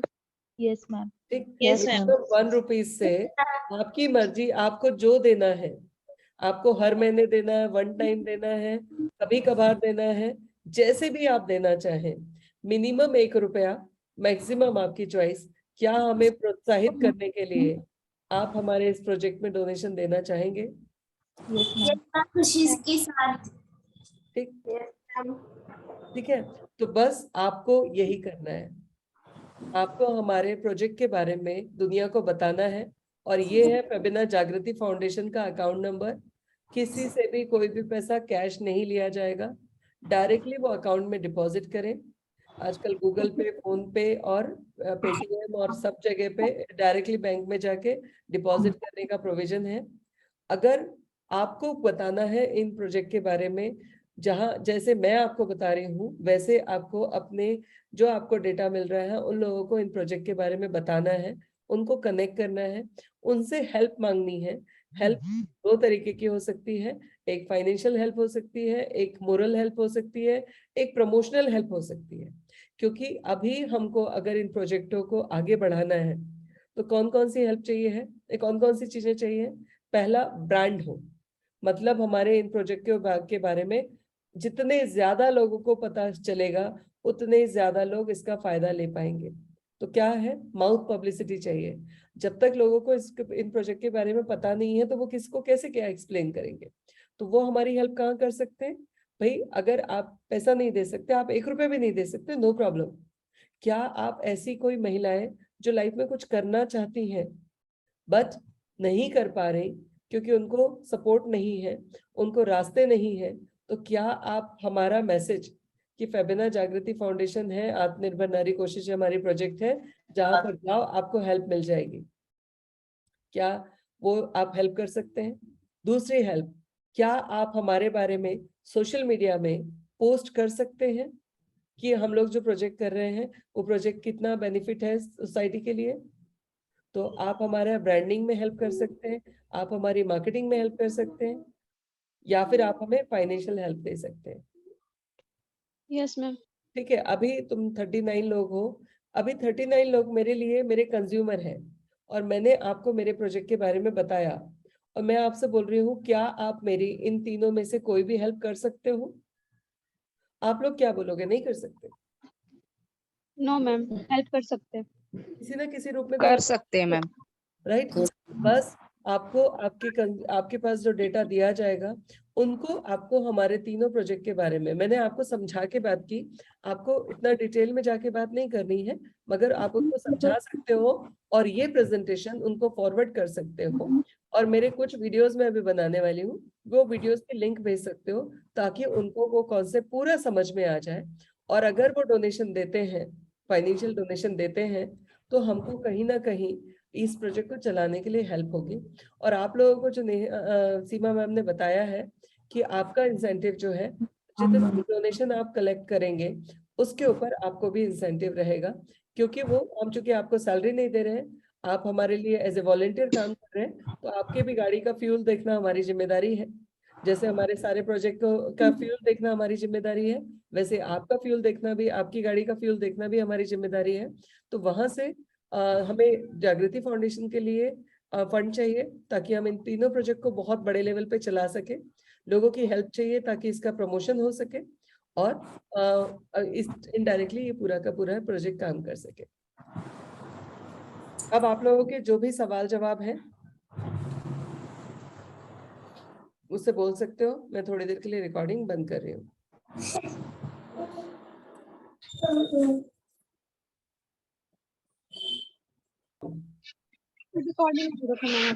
ओके, सो अगर मेरे पास में आंसर आता है, क्वेश्चन आता है कि भाई आपका प्रोजेक्ट मुझे बहुत पसंद आया, आपका प्रोजेक्ट बहुत अच्छा लगा मुझे, मैं आपकी हेल्प भी करना चाहती हूँ, मगर मैं आपके ऊपर विश्वास कैसे करूँ, क्योंकि आए दिन इतने फ्रॉड हो रहे हैं कि आज की डेट में विश्वास करना मुश्किल है कि किस पे विश्वास करें और किस पे विश्वास ना करें। सो मेरा आंसर क्या होगा, मान लेते हैं निकिता का एक क्वेश्चन था, अब मेरा आंसर सुनो। आंसर मेरा ये होगा कि यस मैम, आप अपनी जगह 100% सही है। आज के डेट में इतने फ्रॉड हो रहे हैं कि ट्रस्ट करना सच में मुश्किल हो गया है। कौन सही बोल रहा है, कौन गलत बोल रहा है, कौन झूठ बोल रहा है, कौन सच बोल रहा है, पता नहीं चलता। बट हर चीज के लिए एक फिल्टर होता है। अगर मुझे शहद खरीदनी है तो ये शहद प्योर है या नहीं है, वो चेक करने के लिए टेस्ट होते हैं। वैसे ही आप हम सही हैं या गलत हैं, उसके लिए कुछ टेस्ट आप देख कर सकते हो। पहला जो टेस्ट है वो ये है कि आपने देखा होगा कि जितने भी फ्रॉड होते हैं वो सारे के सारे जब अकाउंट की डिटेल देते हैं तो इधर गूगल पे, फोन पे, पेटीएम ऐसे कोई नंबर देते हैं और पैसा ट्रांसफर करने के लिए बोलते हैं। कभी भी वो ऑफिशियल बैंक अकाउंट नंबर नहीं देते। पहला टेस्ट, ठीक। दूसरा टेस्ट, आप आरओसी का, मैं आपको मेरी जो ट्रस्ट है उसका रजिस्ट्रेशन का सर्टिफिकेट मैं आपको भेज रही हूँ। वो सर्टिफिकेट आप देख लीजिएगा हमारा आरओसी की साइट पे, मतलब गवर्नमेंट ऑफ इंडिया की साइट पे हमारा रजिस्ट्रेशन है या नहीं है। आपको हमारे रजिस्ट्रेशन नंबर से क्रॉस चेक करना आसान हो जाएगा। मेरा जीएसटी नंबर भेज रही हूँ, तो जीएसटी के प्लेटफॉर्म पे आप जाके हमारा जीएसटी नंबर चेक कर सकते हैं। उसके अलावा मेरा एटीजी 12A का सर्टिफिकेट मैं आपको भेज रही हूँ, जिसमें आप एटीजी 12A का उनकी वेबसाइट पे जाके, गवर्नमेंट ऑफ इंडिया की वेबसाइट पे जाके चेक कर सकते हैं।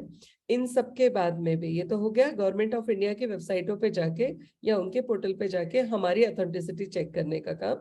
दूसरा, अब हमारा अकाउंट तो है, सब कुछ है, हम काम कर रहे हैं या नहीं कर रहे हैं, तो उसके लिए आप हमारे सोशल मीडिया पे जाके आप देख सकते हैं। लास्ट 3 इयर्स में हमने जितने लड़की बच्चों को सिखाया है उनमें से कुछ एक के फीडबैक हैं।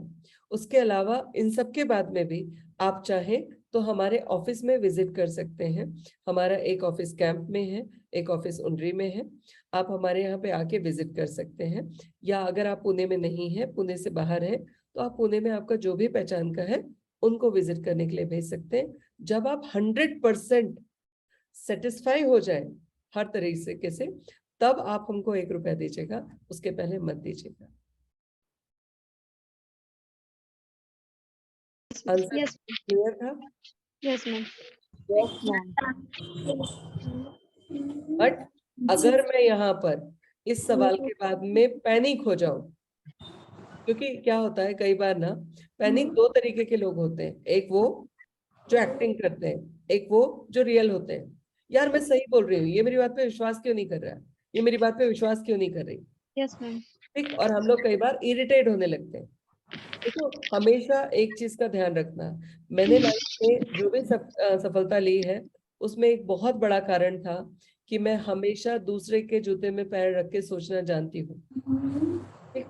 अगर हमारे साथ में कितने फ्रॉड हो चुके हैं, उनके साथ में भी हो चुके होंगे, तो आज उनका ट्रस्ट ना करना बनता है। अब उससे हम और खींच जाए तो सामने वाले से हम डिस्कनेक्ट हो गए। तो प्रोसेस के साथ में मिले सो मेरा तुम्हारा, ठीक। और सच भी है कि आप जो कह रहे हो बिल्कुल सही है, ऐसा हो रहा है। बट हमें टेस्ट चाहिए ना, हर चीज को टेस्ट करने के लिए कुछ मेजरमेंट है ना, तो आप वो मेजरमेंट पे चेक कीजिए। अगर आपके हिसाब से हम खरे उतरे तब विश्वास कीजिए, अभी मत कीजिए, मेरी बातों पे विश्वास मत कीजिए। क्लियर? जी मैम। ठीक है, तो अब क्या हम इस बात को सही ढंग से समझा सकते हैं? और क्या आएगा, और कौन से सवाल आएंगे?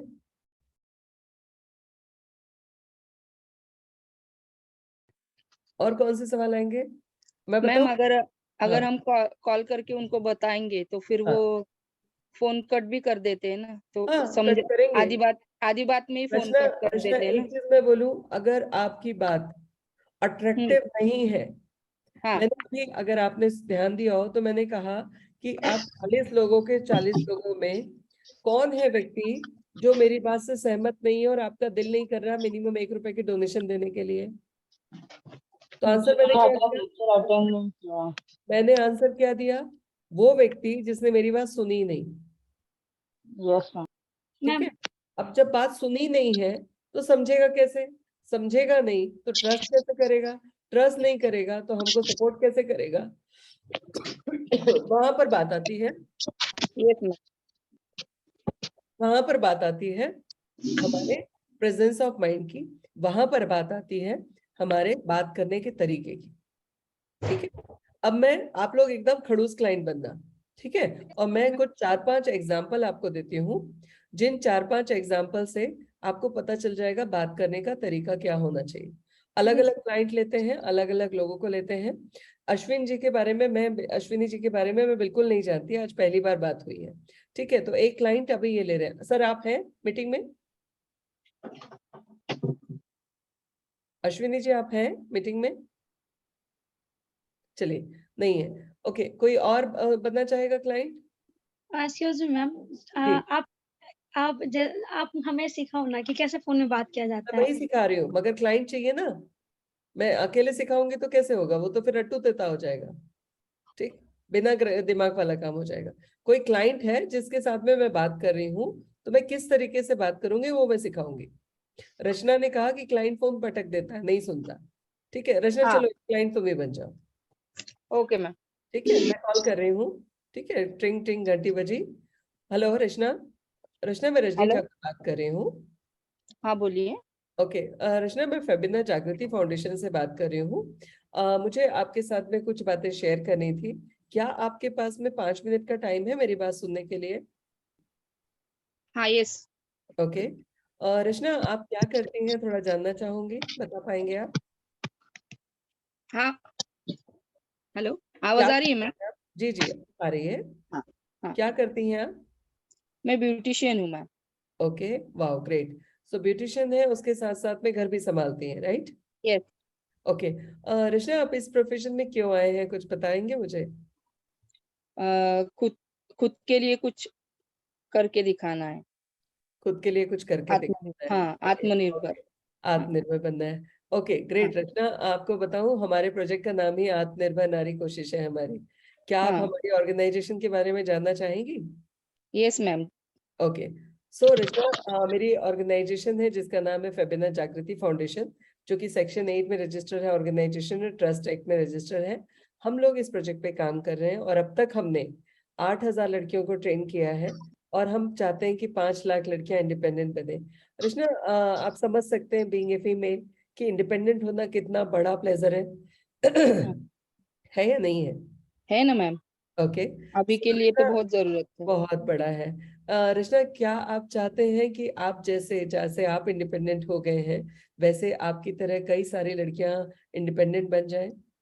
हाँ, जरूर चाहूंगी मैम। ओके सो रचना, हमारा एक प्रोजेक्ट ये है, और इसके अलावा 2 प्रोजेक्ट हैं, और वो 2 प्रोजेक्ट के बारे में मैंने आपको थोड़ा सा बताया।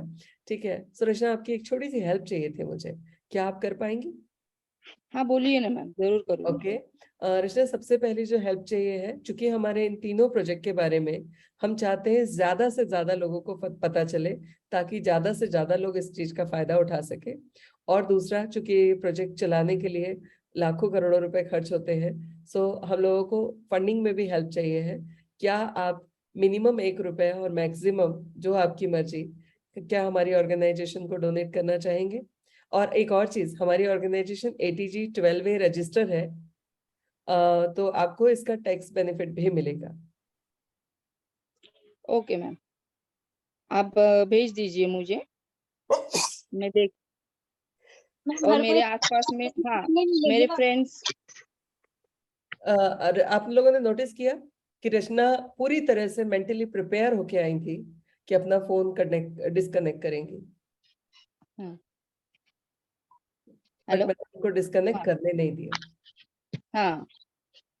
तो हम अपनी बात को किस तरीके से कह रहे हैं, ठीक, ओके मैम। उससे पता चलता है कि सामने वाला हमको रिस्पॉन्ड कर रहा है या नहीं कर रहा। लेकिन बहुत टाइम ऐसा होता है मैम, सामने वाला इंटरेस्ट ही नहीं लेना चाहता, आगे की बात बता एक चीज बोलूं निकिता, यस एक मैम। चीज हमेशा गांठ मान लो। मैंने 2006 में एक कोर्स किया था, हिंदुस्तान लीवर ने कराया था मुझे। 6 लाख, उसकी 3 लाख रुपए फीस थी उस समय पे, आज की डेट में उसकी 12 लाख रुपए फीस है, जो कि मैनेजमेंट लेवल पे कराया जाता है। उस कोर्स का 1 साल का कोर्स का जो सार था, सार मतलब पूरा, जो हम बोलते हैं निचोड़। यस हम मैम। लोगों को अलग अलग चीजों में अपने आप को कैसे रिप्रेजेंट करना है, पर्सनालिटी डेवलपमेंट, सारे सब्जेक्ट थे उसमें 1 साल के कोर्स में। वो मुझे कॉम्प्लीमेंट्री मिला था हिंदुस्तान लीवर की तरफ से, क्योंकि मैं वहां पर बेस्ट परफॉर्मर थी इसलिए। ठीक है, अभी उस कोर्स का जो सार था वो था receiver is always right, yes ma'am. Consumer is always right. Yes ma'am. तो हमें हमेशा ये नहीं देखना कि सामने वाला वो कर रहा है। रचना चूंकि ऑलरेडी सेल्स में काम कर चुकी हैं, वो अपनी पूरी फोर्स लगा रही थी इस बात को, मेरी बात को ना सुनने के लिए, और मैंने बिल्कुल फोर्स नहीं लगाया कि वो मेरी बात को सुने। अगर वो मेरे से फोन उठा के ये बोलती कि अभी मेरे पास में टाइम नहीं है, तो मैं कहती थैंक यू वेरी मच, हम दोबारा कभी और बात करेंगे। मैं यस अपनी मैम। बात कहने की कोशिश ही नहीं करती। ठीक है, तो हम किस तरीके से अपनी बात को रिप्रेजेंट कर रहे हैं। मैं अगर 100 कॉल लगाऊं ना, तो जितने कॉल कनेक्ट होंगे वो सारे के सारे कॉल मुझसे बात करेंगे, चाहे वो कितनी भी इमरजेंसी मीटिंग में क्यों ना हो। इतना मैं दावा कर सकती हूँ। कॉल करेंगे, कॉल रिसीव करेंगे, इधर कॉल बैक करेंगे। क्यों? क्योंकि मैंने अपनी बात को कहने का तरीका मुझे आता है। Yes ma'am. तो अगर आपने वो तरीका सीख लिया तो रिसीवर आपकी बात सुनेगा। हम लोगों की प्रॉब्लम पता है क्या है? हम लोग हमेशा गलतियां दूसरों में ढूंढते हैं और अच्छाई हम में। Yes ma'am. तो इसी को अगर हम रिवर्स कर दें, इसी को हम रिवर्स कर दें कि गलतियां अपनी ढूंढने लगे और अच्छाइयां दूसरों में, आपकी सक्सेस से आपको कोई नहीं हिला सकता। एकदम पोलाइटली बात करना होगा ना मैम। सिर्फ पोलाइटली कन्फ्यूज। बात करना पड़ेगा, कहीं कहीं पे मैं झाड़ना एक भी दिन का पड़े तो झाड़ ट्रेनिंग देना। देना मैम। आप मैं सिखाऊंगी आपको। ठीक है, मैम आपने बात स्टार्ट की कि आप क्या करते हैं बोल के पूछकर, इंगेज अपने किया, फाउंडेशन का नाम इंगेज किया। पूछ के राइट, राइट। आपने पूछा कि कोई बोलेगा मैं क्यों बताऊं अपने बारे में पहले। एक चीज मैं बोलूं, आप बुसरा, बुसरा, आपके अपने बारे में कोई क्यों बोले, सबसे पहली जो चीज है, मैं फोन उठाऊं, हेलो बुसरा बोल रही है, बुसरा आपके बारे में बताइए मुझे। आप नहीं बताओगे। मैंने क्या कहा, रचना जी मुझे आपसे कुछ बात करनी है, क्या आपके पास टाइम है? जी ठीक, यार कितना भी बदतमीज इंसान होगा, अगर वो परमिशन दे रहा है देन वो जी आपसे बात करेगा। दूसरा जी, यस क्या मैं आपके बारे में थोड़ा सा जान सकती हूँ? जी मैडम, मैं होम मेकर हूँ। मैंने क्या कहा, मैंने आपसे परमिशन ली, अब आप बताओगे या नहीं बताओगे? और अगर आप मुझे ये बोलते हो ना, नहीं मैं अपने बारे में कुछ नहीं बता सकती, मैं कहूंगी कोई बात नहीं मैम, क्या आप मेरे बारे में जान सकती हैं? जी जी कौन ऐसा बंदा है, ये बंदी है, जो कोई सामने वाला अच्छे से बात कर रहा है फिर भी उसको रिजेक्ट करे? Okay okay. एक चीज मैं बोलूं, हमेशा कुछ चीजें ना मैं जो बता रही हूँ उसको गांठ बांध लेना। आप किसी से भी बात करते हो, चाहे वो सामने बात कर रहे हो, चाहे फोन पे बात कर रहे हो, चाहे वो मोबाइल इसमें वॉइस कॉल पे बात कर रहे हो, किसी भी सिचुएशन में जब आप किसी से बात करते हो, सामने वाले के दिमाग में आपके लिए एक इमेज बन जाती है। Yes ma'am. ठीक है, मतलब आप उस आवाज से बात नहीं कर रहे हो, आप उस पर्सनैलिटी से बात कर रहे हो जिसकी इमेज आपके दिमाग में तैयार की। कितनी बार ऐसा हुआ है कि हम किसी से बात कर रहे हैं, उसकी आवाज बड़ी अलग लग रही है, और जब हम उस इंसान से पर्सनली मिल रहे हैं तो हम उसके साथ में कनेक्ट नहीं कर पा रहे। Yes ma'am. होता बहुत है बार नहीं? होता है। मेरी पहचान में एक बंदा था, उससे मेरी कम से कम नहीं तो 6 महीने फोन पे बात हुई, जो कमर्शियल बात हो रही थी, बात सब जो हो रही थी, और उसकी बातों से ना उसकी एक पर्सनैलिटी मेरे दिमाग में बन गई थी कि ये बंदा ऐसा होगा। क्योंकि उस समय तो व्हाट्सएप थे नहीं, तो डीपीयू पे भी कभी सवाल ही नहीं उठता है। मैं बात कर रही हूँ ऐसे 12-15 साल पहले की। ठीक, तो मेरे दिमाग में उसकी एक इमेज बनी कि वो उसकी पर्सनैलिटी ऐसी होगी, और जब मैं सामने उस व्यक्ति से मिल रही हूँ तो मैं उससे बात नहीं कर पा रही हूँ, और मैं उसको क्या बोल रही हूँ कि हम फोन पे बात करेंगे, क्योंकि मेरे दिमाग में जो पर्सनैलिटी थी वो एक अलग पर्सनैलिटी थी, और जो सामने पर्सनैलिटी थी वो अलग थी। जितनी कंफर्टेबल मैं उसके साथ में फोन पे बात करने पे थी, उतनी कंफर्टेबल मैं उसके सामने बात करने पे नहीं थी। और ये बात सिर्फ मेरे साथ नहीं हुई है, ऐसे सबके साथ में हुआ है कि हमने फोन पे एक इमेज बनाई। अब तो व्हाट्सएप होने की वजह से डीपी दिख जाती है तो हमें पता चल जाता है सामने वाला ऐसा है, तो हमारा ब्रेन भी ना तुरंत ट्यून हो जाता है कि इसकी इमेज ऐसी है, ऐसी नहीं ऐसी है। बट अगर लगातार लगातार लगातार लगातार आप एक किसी से बात कर रहे हो, आपने उसकी फोटो नहीं देखी है, आपने उसको का चेहरा नहीं देखा है, आपने उसके दिमाग में एक इमेज बना ली और सडनली वो सामने आता है और उसकी पर्सनैलिटी अलग होती है आपकी उस इमेज से, तो वो आप उसको कनेक्ट नहीं कर पाते। सेम चीज जब भी आप किसी से भी कॉल पे बात करेंगे, वो आपकी बात करने के तरीके से आपकी एक इमेज बनाएगा। पता है टेलीकॉलर्स को रिस्पॉन्स क्यों नहीं मिलता? कोई बताएगा मुझे?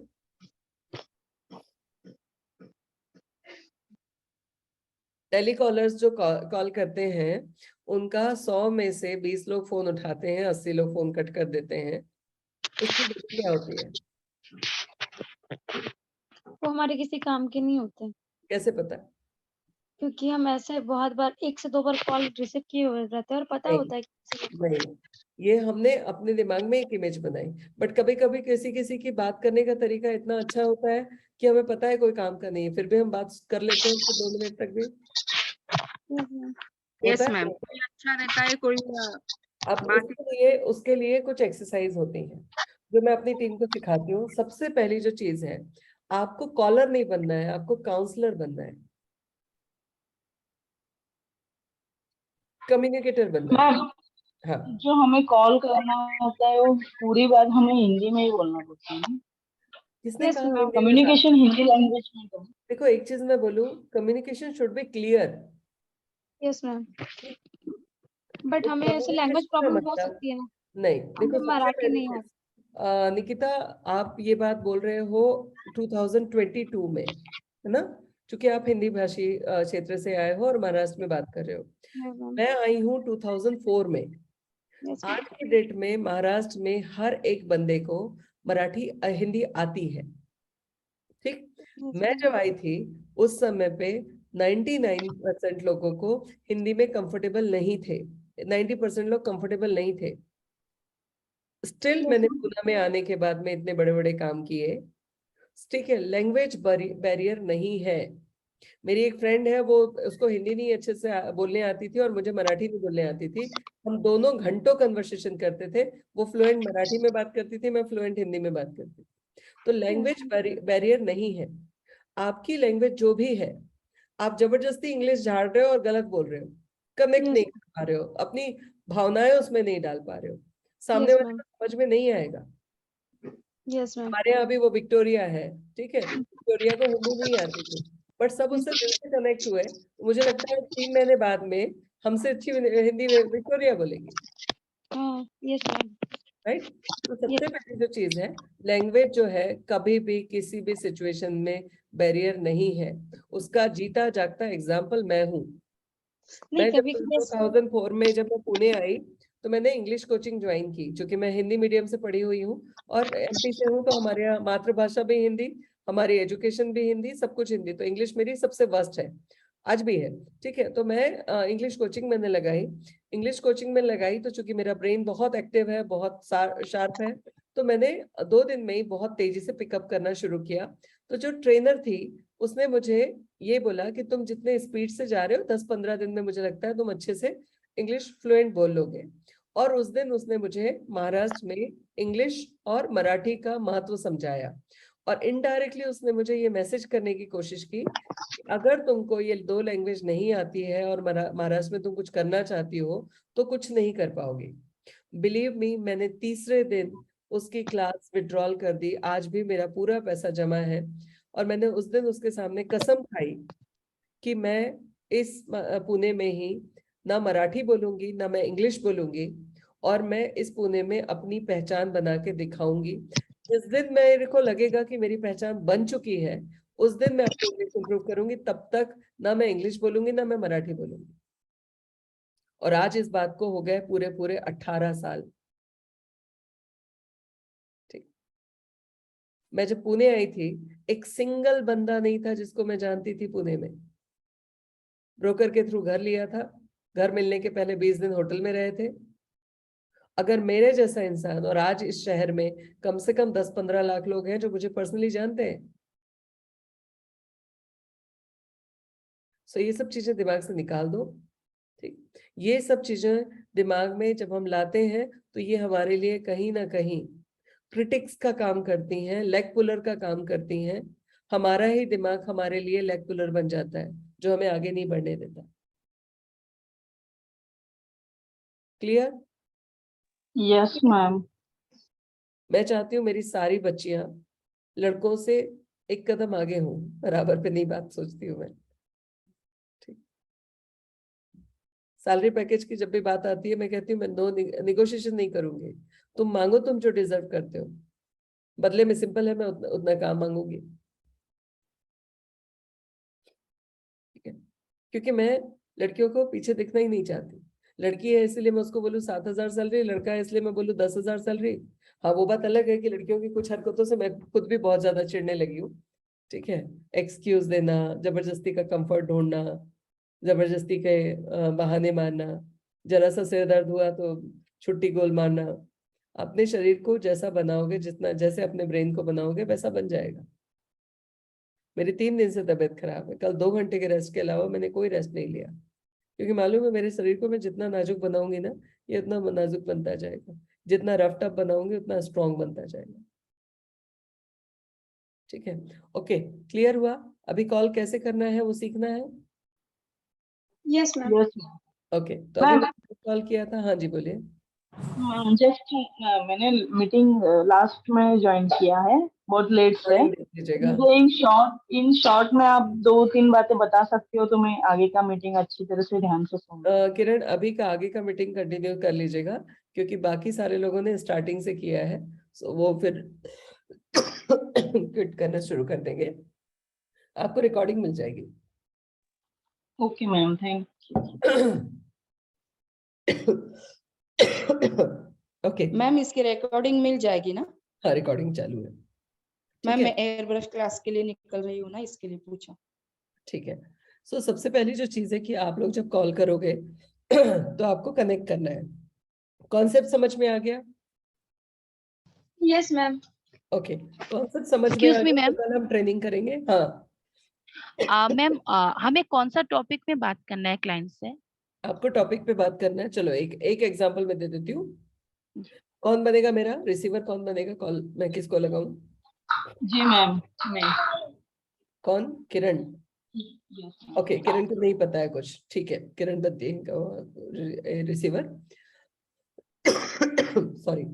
किरण, मेरा नाम रजनी ठाकुर है और मुझे आपसे कुछ बात करनी है हमारे फाउंडेशन को लेकर। क्या आपके पास में 5 मिनट का टाइम है? जी मैम। ओके, किरण, कुछ आपके बारे में जानना भी था, तब मैं आपको समझा पाऊंगी कि आप हमारे साथ में कनेक्ट कैसे हो सकते हैं। किरण, क्या करती हैं आप और कहाँ से हैं?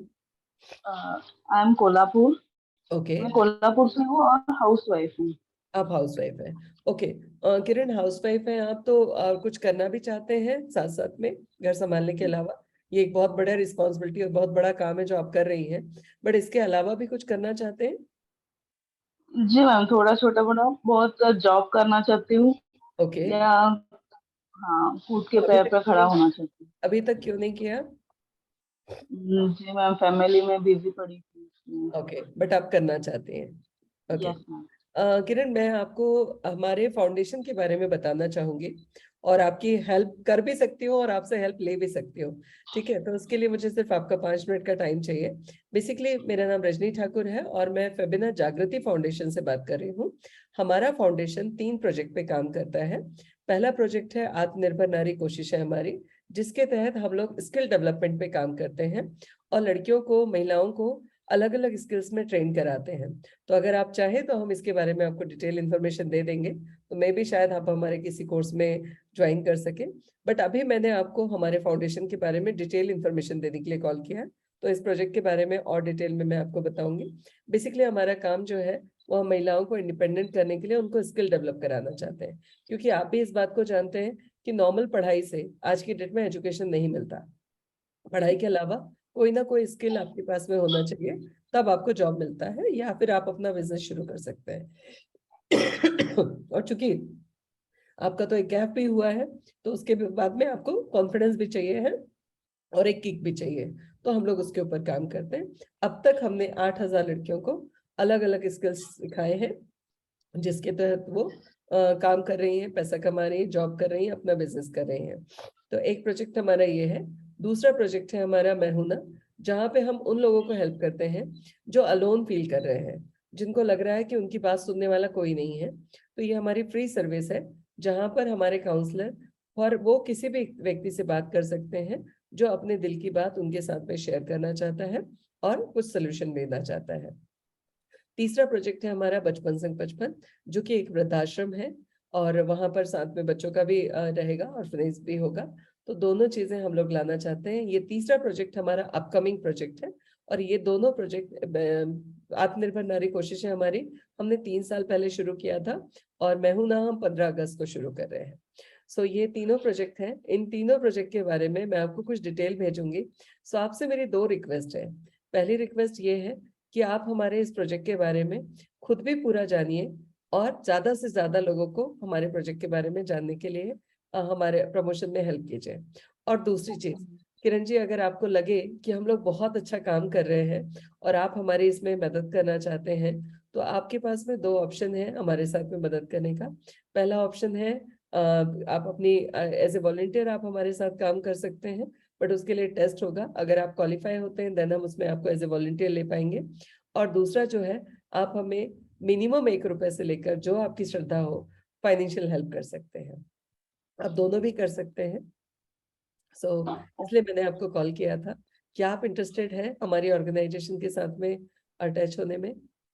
जी मैम, मैं इंटरेस्टेड तो हूँ, बट जैसे मैं हेल्प कर सकती हूँ उसी तरह से करूँ। जी जी, मैंने वही कहा, आप दोनों में से कोई भी हेल्प कर सकते हैं। मैं आपको कुछ डिटेल भेज रही हूँ मेरी ऑर्गेनाइजेशन से रिलेटेड, आप एक बार पूरा देख लीजिएगा। उसके बाद में आप मुझे बताइए कि आप हमारी कैसे हेल्प कर सकते हैं और हम आपकी कैसे हेल्प कर सकते हैं। ठीक है।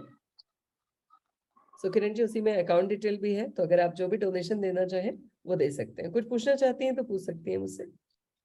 जी मैम, फैबिना जागृति फाउंडेशन कहाँ से है? इनका हेड ऑफिस कहाँ पे? फैबिना जागृति फाउंडेशन पूना से है। पुणे में हमारे 2 ऑफिस है, एक है कैंप में और दूसरा है उंडरी में। ये ऑर्गेनाइजेशन एटीजी में, सॉरी, सेक्शन 8 में रजिस्टर है। एटीजी 12 में रजिस्टर ऑर्गेनाइजेशन है। तो आप इसमें जो भी डोनेशन देंगे उसमें आपको इनकम टैक्स में रिबेट मिलेगा। ओके मैम, ठीक है मैम, मैं आपका अकाउंट चेक कर लूँ जी जी इंस्टा पे या फेसबुक पे। जी जी जी, मैं आपको सारी डिटेल भेज दे रही हूँ, आप चेक कर लीजिए। इवन आप सिर्फ इंस्टा और सोशल मीडिया पे नहीं, आप गवर्नमेंट पोर्टल पे भी हमारे बारे में पूरी इंफॉर्मेशन निकाल सकते हैं। ओके मैम, गवर्नमेंट जिस की तरह वेबसाइट का पे जाके भी निकाल सकते हैं।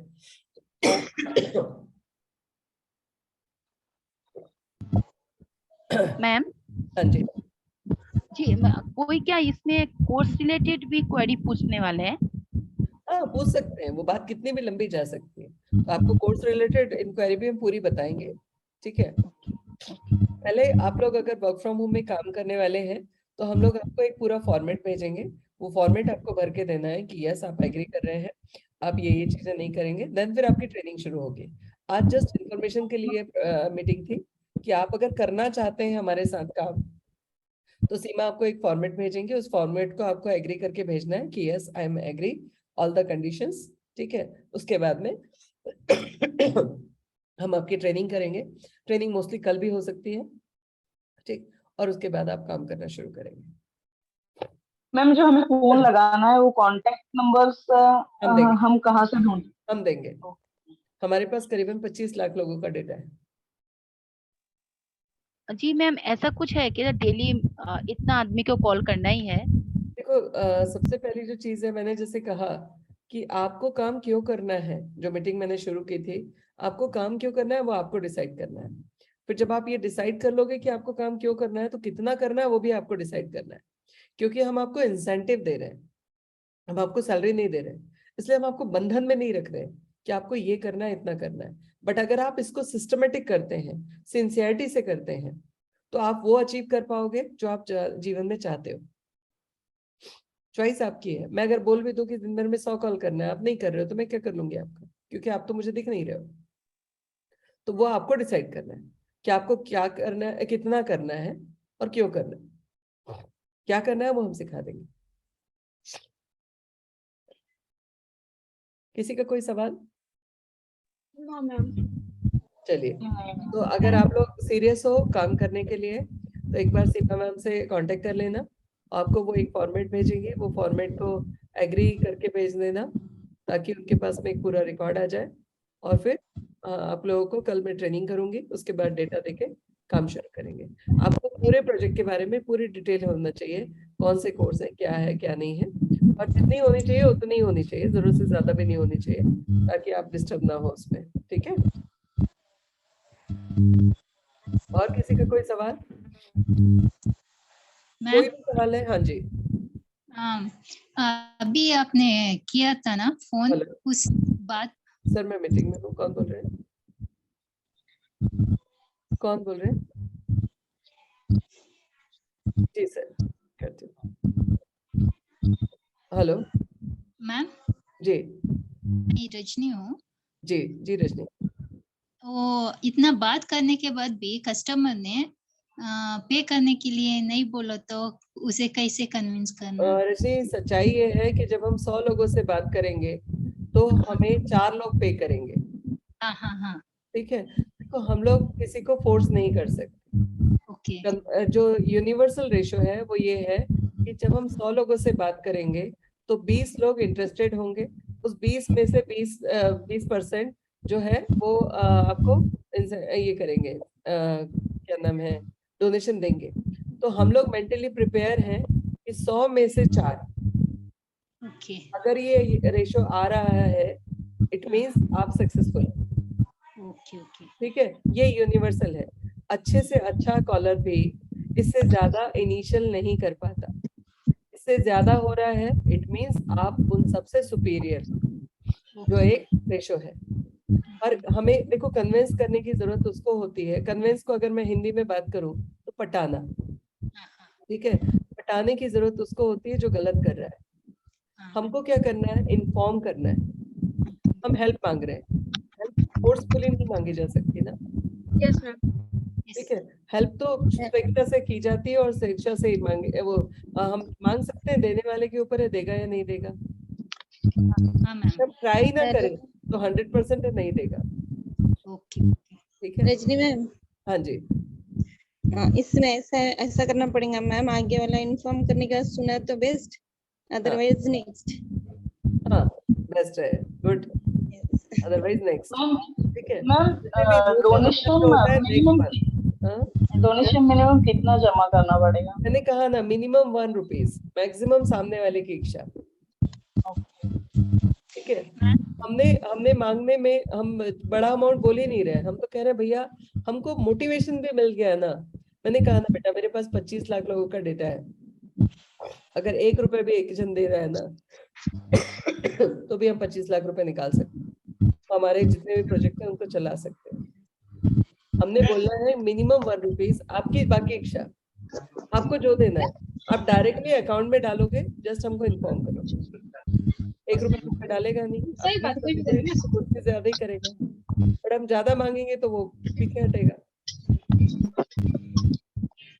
आप सब मैम हम जो डोनेशन जमा करके ले रहे हैं वो हाँ, किस चीज के लिए यूज किया करने वाले हैं? आपने फर्स्ट पूरा रिकॉर्ड आपको इनकम टैक्स का रिटर्न फाइल में मिल जाएगा। आप जब चाहो तब अकाउंट स्टेटमेंट मांग सकते हो। इवन अभी मेंबरशिप हम लोग शुरू कर रहे हैं, तो इसमें एक है लाइफ टाइम मेंबरशिप और एक है ईयरली मेंबरशिप। जागृति फाउंडेशन में उसके लिए सीए मुझे कुछ प्रोविजन देने वाले हैं। तो जब मेंबरशिप होती है तो उसमें एनुअल जनरल मीटिंग होती है। तो एनुअल जनरल मीटिंग में जितने भी मेंबर्स होते हैं उन सारे मेंबर्स को मैम, पूरा हम रिकॉर्ड दिखाया फील्ड जाता वर्क है। नहीं कर सकते क्या? हम सब मिलके एक पोस्टर लेके, होता है ना, फील्ड वर्क भी तो कर सकते हैं मैम। करेंगे बेटा, करेंगे। अभी बारिश का टाइम है, उसके साथ साथ एकदम से मैं तुम लोगों को बोलूं क्योंकि मैं ना एक बार मैं एक छोटा सा एक्सपीरियंस शेयर करूँ क्या? हाँ मैं ओडी फिल्म में थी, मतलब ठीक है स्टूडेंट थी, तो मुझे भी एक्स्ट्रा पैसा चाहिए होता था। पापा 6,000 7,000 पर मंथ का भेजते थे, फिर भी लगता है ना कि थोड़ा हाँ कम है, थोड़ा और चाहिए। तो मैं हाँ ओडी फिल्म और वेस्टीज जो कंपनी है ना उसमें जुड़ हाँ गई थी। तो ओके उनकी जो डायरेक्टर लेवल की होती है ना, तो हमें कैसे बुलाती थी कॉल करके, सुनो इधर आओ हम यहाँ पे जा रहे हैं। तो हम चलना है बड़े तो बड़े अपार्टमेंट में चले जाते थे और वो कैसे कन्विंस करती थी घर पे, घर एक के घर पे जाके, तो 10 में से 6 तो कन्विंस हो ही जाते थे, हो क्योंकि जाते आपको थे। कर सकते हैं। देखो मैंने कहा ना, अभी हम लोग हर तरीके से करेंगे।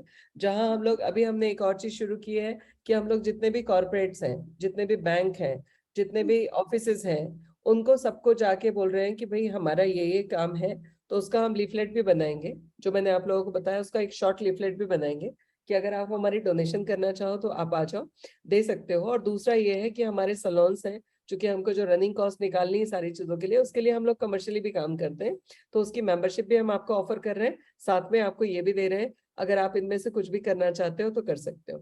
तो हम 1-to-1 भी कर रहे हैं, 1-to-1 भी करेंगे, बट चूंकि आप लोगों ने सबने वर्क फ्रॉम होम के लिए इनरोल करने की बात की, इसीलिए मैंने वो सिखाया जो सिर्फ वर्क फ्रॉम होम से कर सकते हैं। बट आप जरूरी नहीं कि जो डेटा मिल रहा है उसी पे, आप जितने भी पहचान के लोग हैं उनको भी बोल सकते हो। आप अगर फील्ड पे जाके करना चाहो तो वो भी कर सकते हो। निकिता तुम मुझसे पर्सनली बात करना, मेरे पास में तुम्हारे लिए कुछ बड़ी अपॉर्चुनिटी भी है, तो वो भी एक साथ में बात कर लेंगे, ठीक है? Yes ma'am, thank you. हाँ। सो और किसी का कोई सवाल? कोई सवाल? ओके। सो आप लोग अगर इंटरेस्टेड हो साथ में काम करने के लिए, तो आप मैं ये प्रेजेंटेशन सीमा को भेज दे रही हूँ, वो आप लोगों को भेज देंगी, और उसमें अकाउंट डिटेल भी है। तो पहले तो अगर मैं एक चीज हमेशा कहती हूँ, जिस चीज को आप खरीद नहीं सकते उस चीज को आप बेच नहीं सकते। तो अगर आपको लगता है कि मुझे इस ऑर्गेनाइजेशन को डोनेशन देने में जो है वो अच्छा लगेगा, तो आप खुद 1 रुपए दो, ताकि आप जब दूसरों से बताओ तो आप बोलोगे कि मैंने खुद ने डोनेट किया है। यस मैम, हम अभी करेंगे काम थोड़ी हम देर में। करते हैं, जो हम काम करते हैं वो काम हम दूसरों से करा पाते हैं, जो हम काम खुद नहीं करते वो हम दूसरों से नहीं करा पाते। ये यूनिवर्सल फैक्ट है। तो अगर आप पहले लोग, इस्तेमाल करे फिर विश्वास करे, वही हाँ वाली जी, बात। हाँ जी, हाँ जी, और आप लोगों ने तो कर लिया, आपने देखा कि हम लोगों ने कितने कम अमाउंट में कितना अच्छा हम सिखाते हैं। उसके साथ साथ में लाइफ टाइम के लिए हैंड होल्डिंग है। जो बच्चों ने 3 साल पहले एनरोल किया था, आज भी वो लोगों को जब भी कोई काम होता है, जब भी कोई जरूरत होती है, जब भी कुछ पूछना होता है, तो डायरेक्टली मुझे फोन लगाते हैं कि मैम ऐसा ऐसा है, हम क्या करें, ये वो करें। उनको आज भी वही सपोर्ट मिलता है, आज भी वही प्यार मिलता है, क्योंकि फेबिना जो है, स्पेशली आत्मनिर्भर नारी कोशिश है हमारी, उसमें जितनी भी लड़कियां हैं उनसे सबसे मैं कहती हूँ ये तुम्हारा मायका है, ठीक है? बेझिझक कभी भी कोई भी तकलीफ हो, बेझिझक कॉल कर लेना, बेझिझक आ जाना, हम लोग हैं सपोर्ट करने के लिए। और बस इसी को बड़े रूप में करना है, क्योंकि एक अकेला इंसान पहाड़ नहीं, वो कहते हैं ना, अकेला चना पहाड़ नहीं फोड़ सकता। सेम चीज है, अकेली रजनी ठाकुर इतना बड़े प्रोजेक्ट्स नहीं चला सकती। अब तक चला लिए, मैं 70-80 लाख रुपए लगा चुकी हूँ। अब इसके बाद में मुझे सबकी हेल्प के बिना प्रैक्टिकली पॉसिबल नहीं है इन प्रोजेक्टों को चलाना, ठीक है? क्योंकि लोगों को दिखता है कि यार 2000 ले रहे हैं, बट वो 2000 में सेल्स टीम का रिक्वायरमेंट होती है, सेल्स टीम के इंसेंटिव होते हैं, सैलरियां होती हैं, उसके साथ साथ में दुनिया भर के खर्चे होते हैं। तो एक प्रोजेक्ट को जब हम पार्लर का कोर्स चलाते हैं, एक प्रोजेक्ट को चलाने में हमारा 20 से 25 लाख रुपए खर्च होता है, जो दिखता नहीं है बट होता है। अभी ऑफिस बनाते हैं तो ऑफिस में चेयर दिखती है, कंप्यूटर दिखते हैं, बट चेयर और कंप्यूटर पे जितना खर्च होता है उससे ज्यादा इलेक्ट्रिसिटी की फिटिंग में, जो चीजें नहीं दिख रही हैं, लेबर में, बाकी सब चीजों में ज्यादा कॉस्ट होता है। तो सेम चीज हर प्रोजेक्ट के लिए बहुत पैसा लगता है। इवन मैहूना वाले प्रोजेक्ट के लिए भी बहुत पैसा लगता है, क्योंकि आईवीआर का हर महीने का कॉस्ट होगा, देन उसके बाद में प्रमोशन के लिए, ब्रांडिंग के लिए कोई हेल्प चाहिए, किसी को कोई इमरजेंसी की कोई हेल्प होगी तो वहां पे के लिए, तो हर चीज के लिए फंडिंग चाहिए। और बचपन तो वैसे भी बहुत बड़ा हाथी पालने वाले हैं हम लोग, तो हाथी को कहते हैं ना, पालना आसान है, खिलाना मुश्किल है। खिलाने की भी तैयारी कर रहे हैं। ये जो पार्लर की इतनी सारी ब्रांचेस खोलने का प्लान है, वो हाथी को पालने के लिए, रेवेन्यू जनरेट करने के लिए है। मैम, हाँ जी, मेंबरशिप के लिए हमें पे करना चाहिए क्या? मेंबरशिप के लिए मैं मेरे ये बताने वाले हैं। जो लाइफ टाइम मेंबरशिप है उसका तो अमाउंट आ चुका है। इवन हमारे साथ में एक मेंबरशिप ले भी चुकी हैं डॉक्टर ज्योति सातपुते, उनके बेटे के नाम से। तो जो लाइफ टाइम मेंबरशिप लेता है जागृति फाउंडेशन ने, उसको 5 लाख रुपए की डोनेशन देनी है, और वो उसको हम बॉडी पे लेते हैं। और एक मतलब मेंबरशिप लाइफ टाइम वाली सिर्फ 200 लोगों तक ही हम दे सकते हैं।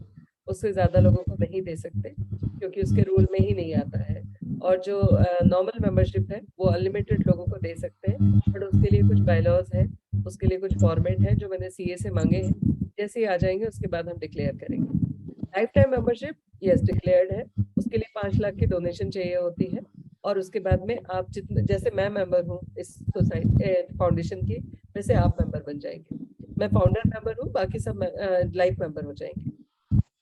तो उसके लिए 5 लाख रुपए की डोनेशन है, तो वो बॉडी के मेन मेंबर हो जाएंगे। और बाकी जो नॉमिनल मेंबरशिप है वो भी उतना ही अधिकार रखेंगे, मतलब पैसा कहाँ से आया, कहाँ गया, क्या खर्च किया, कोई भी मेंबर कभी भी कर सकता है। हमारे ऊपर आरटीआई लगा सकता है, हमको चेक कर सकता है, हमसे बैंक स्टेटमेंट मांग सकता है, मांग सकता है, और हम हर चीज प्रोवाइड करेंगे। हर चीज ट्रांसपेरेंट है, हर एक पैसे का हिसाब है, हर एक पैसे का मतलब खर्चा कहाँ हो रहा है, कहाँ से आ रहा है, हर एक चीज का रिकॉर्ड इसमें मेंटेन। Okay ma'am. तो मेंबरशिप, नॉमिनल मेंबरशिप का डिक्लेरेशन मैं करूंगी बहुत जल्द, बट अभी लाइफ टाइम मेंबरशिप है, अगर कोई करना चाहता है तो वेलकम। ठीक है, तो उसकी बराबरी मेरे बाजू में होगी। मैं जस्ट मैंने शुरू किया इसलिए मेरे नाम के आगे फाउंडर मेंबर आता है, बाकी सबके आगे मेंबर आएगा। तो अभी हमारे साथ में कीर्ति सारथी सर के पापा ने डोनेशन किया 5 लाख का, ज्योति मैडम ने 5 लाख का डोनेशन किया, वो दोनों हैं। उसके साथ साथ में मैं हूँ, और चूंकि एक और लेडी हमको लेनी थी तो हमारी कमला ताई भी है, मेंबर है। तो अभी 4 मेंबर हैं ऑलरेडी ऑर्गेनाइजेशन में। अभी 196 मेंबर्स फ्यूचर में आ सकते हैं, इतना वेलकम है करने के लिए, उसके बाद नहीं आ सकते, वो लाइफ टाइम मेंबर लिमिटेड होते हैं। नॉमिनल मेंबरशिप अनलिमिटेड होती है। कमला ताई भी मेंबर है क्या मैम? हाँ जी मैम, मेंबरशिप में बेनिफिट क्या है? मेंबरशिप में बेनिफिट कुछ नहीं है, आप हक से बोल सकते हो कि ये मेरी ऑर्गेनाइजेशन है, मैं इतने बड़े काम कर रही हूँ। आज की डेट में बेटा एक टाइम का खाना खिलाने में भी लोगों की छाती पड़ती है। आप जब किसी अनजान के लिए जब इतना दिल खोल के काम करते हो ना, तो ये अपने आप में ना बहुत बड़ा पुण्य है। किसी को एक टाइम खाना खिलाना और किसी को जिंदगी भर खाना खाने लायक और खिलाने लायक बनाना, जो खुशी मिलती है ना, वो सोच नहीं सकते। जी मैम, श्योर। मुझसे लोग पूछते हैं कि यार इतनी एनर्जी कहाँ से लाती हो। मुझे पता है कि मैं कितने अच्छे काम कर रही हूँ, वो मुझे एनर्जी देते हैं।